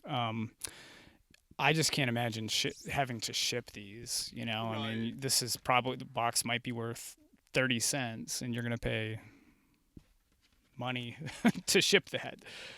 Also a nightmare because all boxes are different conditions and stuff like that. We have all these boxes because we give people roughly $1 store credit per box when they come in. And what we do with the boxes is, you know, because most people just throw their boxes away. Rather than throw them away, bring them in, we'll give you $1 store credit per box. And when we have a set, a pre-owned set, we would much rather put it in its original box than have to package it up ourselves. Right. Plus, we pay for that clear packaging that we have, and it actually saves us money. Those materials all cost extra. And these look better. It looks better when they're in their own boxes. It just does. So we've got some pretty good boxes here. Here's a Simpsons House box. Those are getting hard to find. We do end up throwing about half the boxes away that we get because we don't need 10 of the same box, and we have limited storage space here. So I've got a bunch of boxes at home. I've been trying to decide what to do. I should have brought them down next time. These are some beautiful old boxes here. All empty boxes. One day we'll get a set in, and we'll need those. This behind you here, this is all of the bulk brick that we have right now that needs to be sorted. We've got to take out the non-Lego pieces. There's a mega block. We'll take that out and throw it away. We used to donate them. And then I had the feeling one time that somebody brought some back in and they infiltrated another Lego collection. And I was like, by donating the mega blocks, I'm putting them back out on the market. I'm better off throwing them away. Oh, yeah. So we throw away all the mega blocks because we don't want them back in the store. There's a dice for some dice game. We'll probably end up throwing that away. There's a lot of trash in these, and so we'll pick out all the trash. The stuff that we don't want, then we'll wash it in our washing machine upstairs, and then we'll dry it, and then we'll go through it a second time, and then dump it out on our pick-a-brick table. What's the coolest thing you've ever found in a bulk Lego lot? Is there anything in there that you're like, wow? We find a lot of shark's teeth. The shark's teeth are cool. I got one of the little Lego treasure chests one time, and I opened it up, and there were real baby teeth in there. And and I played a prank with that. What else do we find? You're always playing pranks, but we find all kinds of stuff. We found an instruction booklet. One of our employees was going through her instructions, and you'll see in a minute, we've got hundreds of thousands of instruction booklets. She goes through it for some reason. I don't know why she chose this book, but she was going through it. She found a $50 bill. Wow. And then she told me about it. But that tells you the kind of employees we have. Very honest, good people. That was Angela, by the way. And then so I bought her lunch. There you go. At McDonald's, Yes. $4.95. I mean, you don't want to go too high. We're bad. We're so bad. Yeah. This is a flat file that I had before we opened up, before we got together, and I kept all my minifig parts in there. And I thought, what would be neater than having an architecture flat file cabinet, but to put Lego minifig parts in there. And that's where we keep a lot of sorted minifig parts in. The whole cabinet's full of these things. And we'll just go on that way. Keep moving over here then. You've got some boxes squeezed through. Try not to collapse any shelves on anyone. This is our instructions. All of these filing cabinets have sorted instructions in them. This is all Star Wars here. Not just this drawer. These two entire filing cabinets are all Star Wars. All Star Wars, going way back. And we just needed some instructions. Was that last night, Ed? We sold the UCS Sandcrawler. UCS Sandcrawler. We didn't have the instructions for it. Yeah, we didn't have the instructions for the Sandcrawler. You'd think with all these instructions, we'd have the instructions for it. We had the set, we had the box. The guy just wanted the instructions. So we actually had to order the instructions off Bricklink, and it was like $20. So do you hold on to these then for when people bring sets in without instructions, then you can include them? Is that mostly what this is? Yeah, this is, if you really wanted to, if you were an accountant and you wanted to decide if this was making us money or not, no. It's probably losing a lot of money. We'd probably be better off throwing them away. But, I mean, we're just big fans of Lego, and we might need these someday. Yeah. And you want people to be able to have the instructions and everything, so. And we've got a lot more over here, and they're all labeled and sorted. These here are the DC Comics that are medium size. See that? If we weren't a Lego store, you'd probably see us on an episode of Hoarders. Yeah. This would all just be your house. It wouldn't be your business. So over here, we start to get to our graveyard. And if you're familiar with like car lots, the old car junkyards where you can kind of go pick apart, that's kind of what this is. It's our graveyard. We don't quite have time to do anything with it. And it takes a lot of time to put some of these sets back together. So this is all Bionicle in Here Factory. There's a lot of Bionicle in the graveyard. All that. All Bionicle in Here Factory. And, I mean, I would love, I have the right mindset for this and personality for it. I would love to sit down and sort this stuff. It's fun. I really enjoy it. But I just don't have time. Yeah. So we have a lot of other people that like sorting as well. So we'll probably give that to somebody someday and they can sit down and sort it and probably build hundreds of Bionicles out of it, actual figures and sets. So when you get when you get let's say somebody brings in a Star Destroyer and it's half built and it's worth for us building it, putting it together, we probably have one down here that's also half built, and we could make one Star Destroyer out of two, and that's what a graveyard's all about. Yeah. So you can just pick stuff up and help complete sets. Yeah, this is Duplo here, our Duplo graveyard. So if we get a Duplo set in, it's missing a piece, this is the first place we come. Can't never have too much Duplo. We try to keep things sorted by theme, but a lot of stuff just gets thrown together. For example, here, these are Police City sets that are all thrown together. These are Mars mission sets. These are Star Wars sets. That's all Harry Potter stuff. I see there's Prince of Persia there, even though it says graveyard, but not everybody knows what they're looking at. This is our game graveyard right here. So if we needed a box, all these boxes are full of stuff, but they're just not complete enough to actually inventory it and make a real set out of it. So We've got the Death Star graveyard. yeah, this is the Death Star graveyard. There's so many parts in it. They're always missing pieces.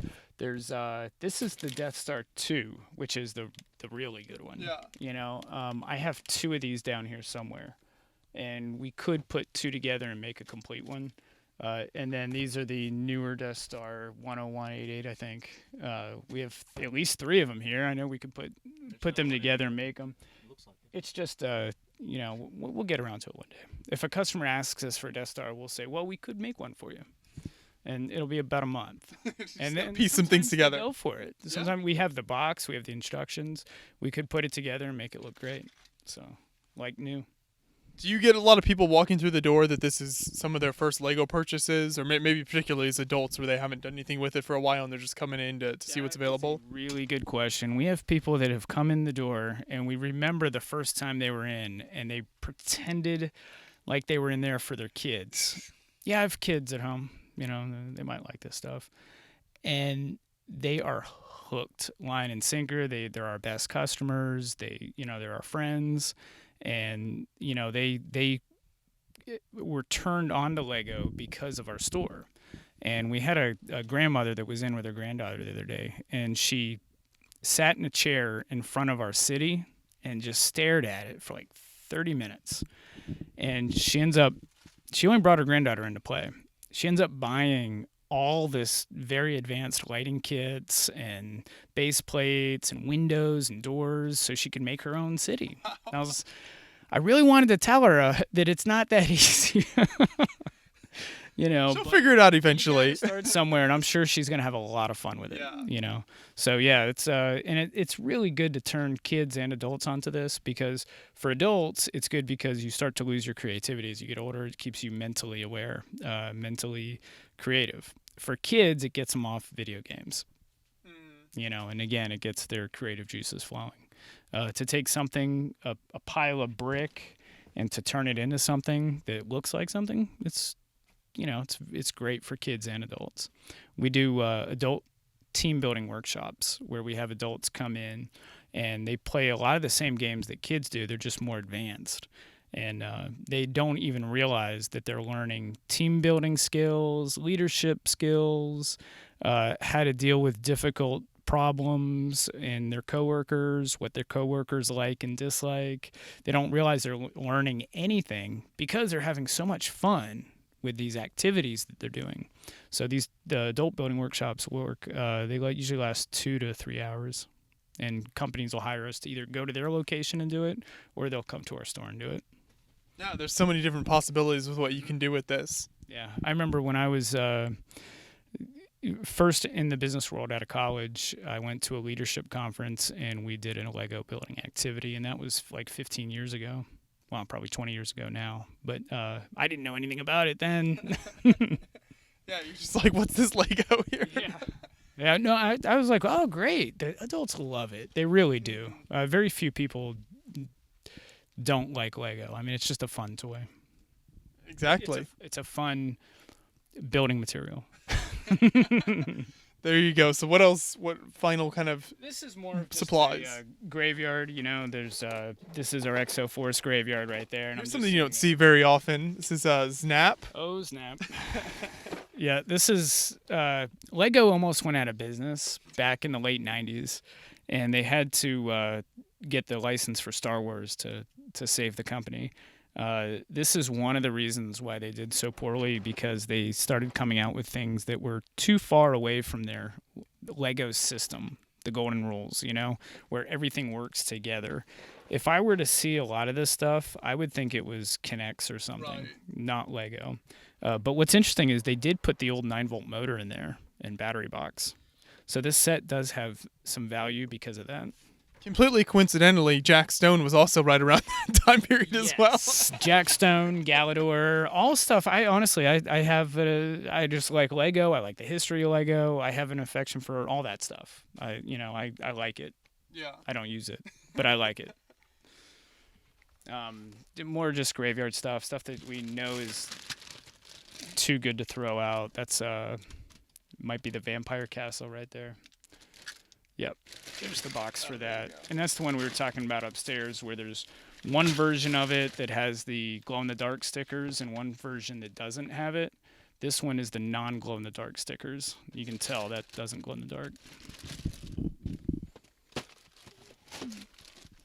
And then some more boxes of parts here. Oh, here's some old police station sets. Yeah, there's some old stuff up here. It's hard to complete these sets sometimes because the parts are rare or hard to find, or the stickers might be messed up. Back here, you'll see a really good one. This is part of the Wolf Pack from the Castle series. That's very popular. These are some of the old Technic sets. I had a guy telling me yesterday that Technic just came out in the 80s. And I was like, I didn't want to correct him, but I was like, no, this has been around since the 70s, maybe. That's what I had when I was a kid. Yeah, Technic's been around a long time. But again, these are really hard to complete because they're always missing one rare part that you just can't find anymore. There's another one. Another really neat old one there. It's probably missing one really, really rare piece. And we don't like selling anything that's not complete. You know, so I don't feel like I'm doing anybody a service by selling that to them missing a part or two. If somebody's looking for that specific set, I'll tell them, hey, I got one in my basement. It might be missing some pieces. Sell it to you as is. But as far as putting it out on the shelves, you would like it to be full. You're right, yeah, because a lot of people don't know what they're looking at, and to have to put a note on this, missing this, and this, I'd rather just not put it out. Sure. I'd rather wait and complete it. These are some more sorted parts that help us complete sets.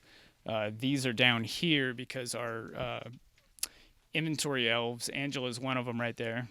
Angela actually built the Friends modular, the Unikitty modular, the Mystery Mansion in our city, and the Minecraft modular in there.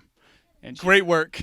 she's our Friends expert, Lego Friends. So she knows all there is to know about Lego Friends, more than Ed even. Right. How did we get her to work for us? She was once a customer, right? She was a customer, yeah. She was completing her daughter's sets that she had, and she was looking for pieces. And I was like, you like looking for pieces? I got the job for you. We've got a lot of pieces to look through. Yeah. So Angela has now moved on to teaching our after-school clubs, teaching our Lego robotics classes. She's a real asset. She's very detail-oriented, and you need somebody like that when you do inventory on sets. You need someone who's, I hate to say it, Angela, OCD. You have to have a little touch of that anyway to be able to do this kind of work. She's amazing. There you go. Sounds like you're a vital part of the operation. I'd start lobbying for a raise if I was you. So this is something that's coming out soon on our shelves. This is one of the classic space sets. This is very, very iconic right here. We've got the original packaging and everything. Look at that, yeah. Probably missing one part. Once we get that part in, we'll put it out for sale. I actually have a list of people that want to buy that. Yeah, the Galaxy Explorer is one of those just very iconic space sets. And all these sets that are up here are all missing one part. We don't want them to get lost. We don't want them to get misplaced. So we put them up here. We order the part online.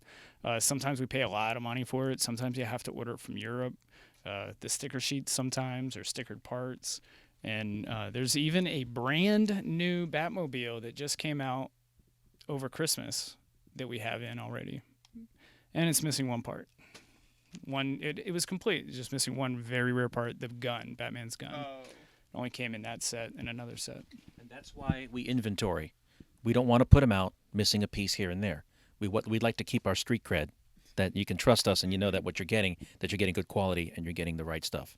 Yeah, and I think you see that when you have things like return customers and people coming back because they trust what you guys are doing.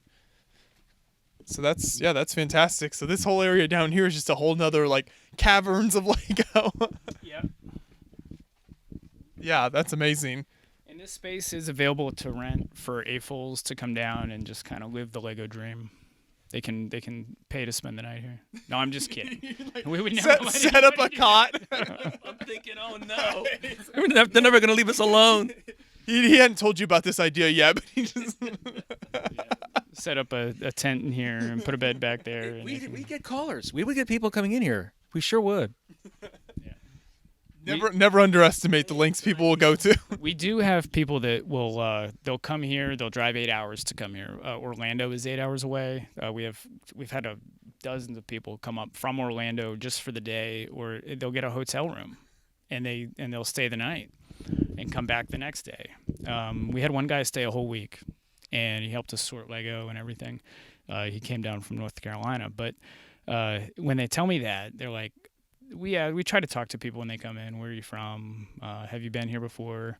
And they're like, oh, I came from Orlando just to see your store. It's like, whoa, that's a lot of pressure you're putting on us. I hope it was okay, but everybody says it is. And if you really like Lego and put the money up for a hotel room's not a problem, then I'd recommend you do it. But it would be neat to have an apartment here that an efficiency we could rent out. Maybe one day. Yeah. Well, we had people from Europe. We had people from Eastern Europe, Israel, Australia, Japan. Hungary, Ireland.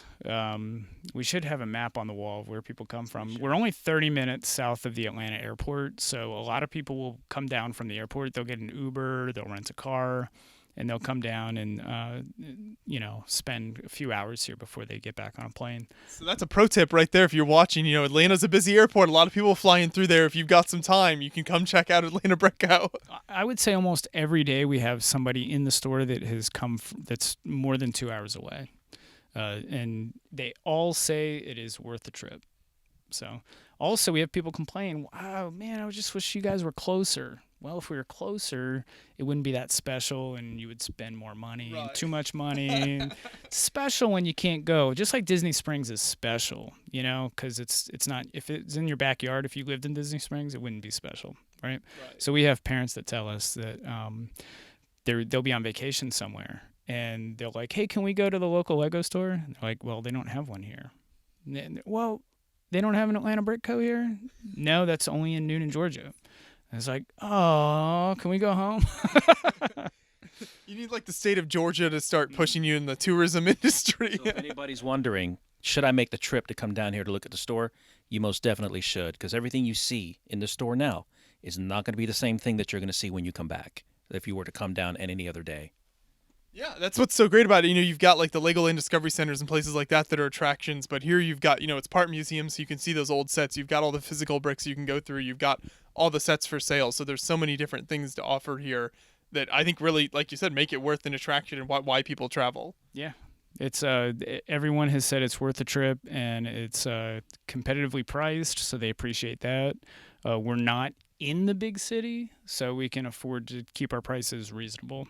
The overhead's not very high. So then what are some plans for the future here? Anything kind of coming down the road that you've got plans in terms of expanding or just switching things up at the store in any way? We definitely don't want to open any more stores. This is it. This is it's a special store. We'll continue to call it the world's largest building brick toy store until someone contests it. Then we'll change it to world's largest selection until somebody contests it.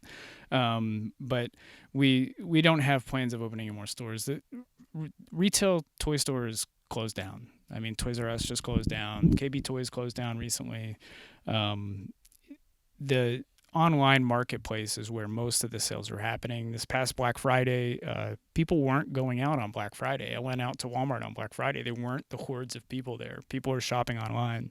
So our future expansion is to get our products on the internet, on our website for sale. We have a lot of visitors on our website every day. It's like, what are they looking at? We don't have much on there, We'd like to put more online. Yeah. We'd like to expand on getting more Lego sets out quicker, because we've got a lot in this graveyard that is just, I just went by looking at it going, oh my gosh, we got all this stuff. We can put all this out. But like we said, we want to make sure it's right. So it takes a while to get that stuff out. So there's that. Yeah. And we're going to have people all over the world watching this tour. They're going to go online and they're going to look for something to buy, and we're not going to have anything on there, and I'm sorry. But so that's the future of our growth of Atlanta Brick Co. is to get more of our products online. What makes it so challenging right now is that everything is one-off. Their condition is an issue on everything if it's used. So we can't just put 20 of something online and sell it. It takes a long time to put a product on your website for sale, and then and then you sell it, and then you got to take it off your website.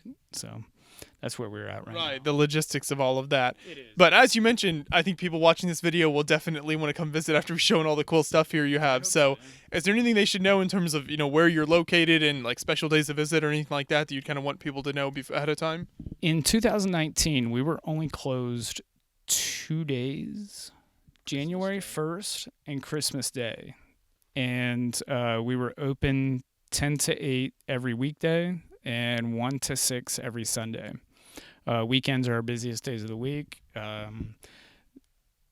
It's when we have all our birthday parties in our party room. And if you want to come and pick brick at a quiet time, come during school. When kids are in school, there's nobody there.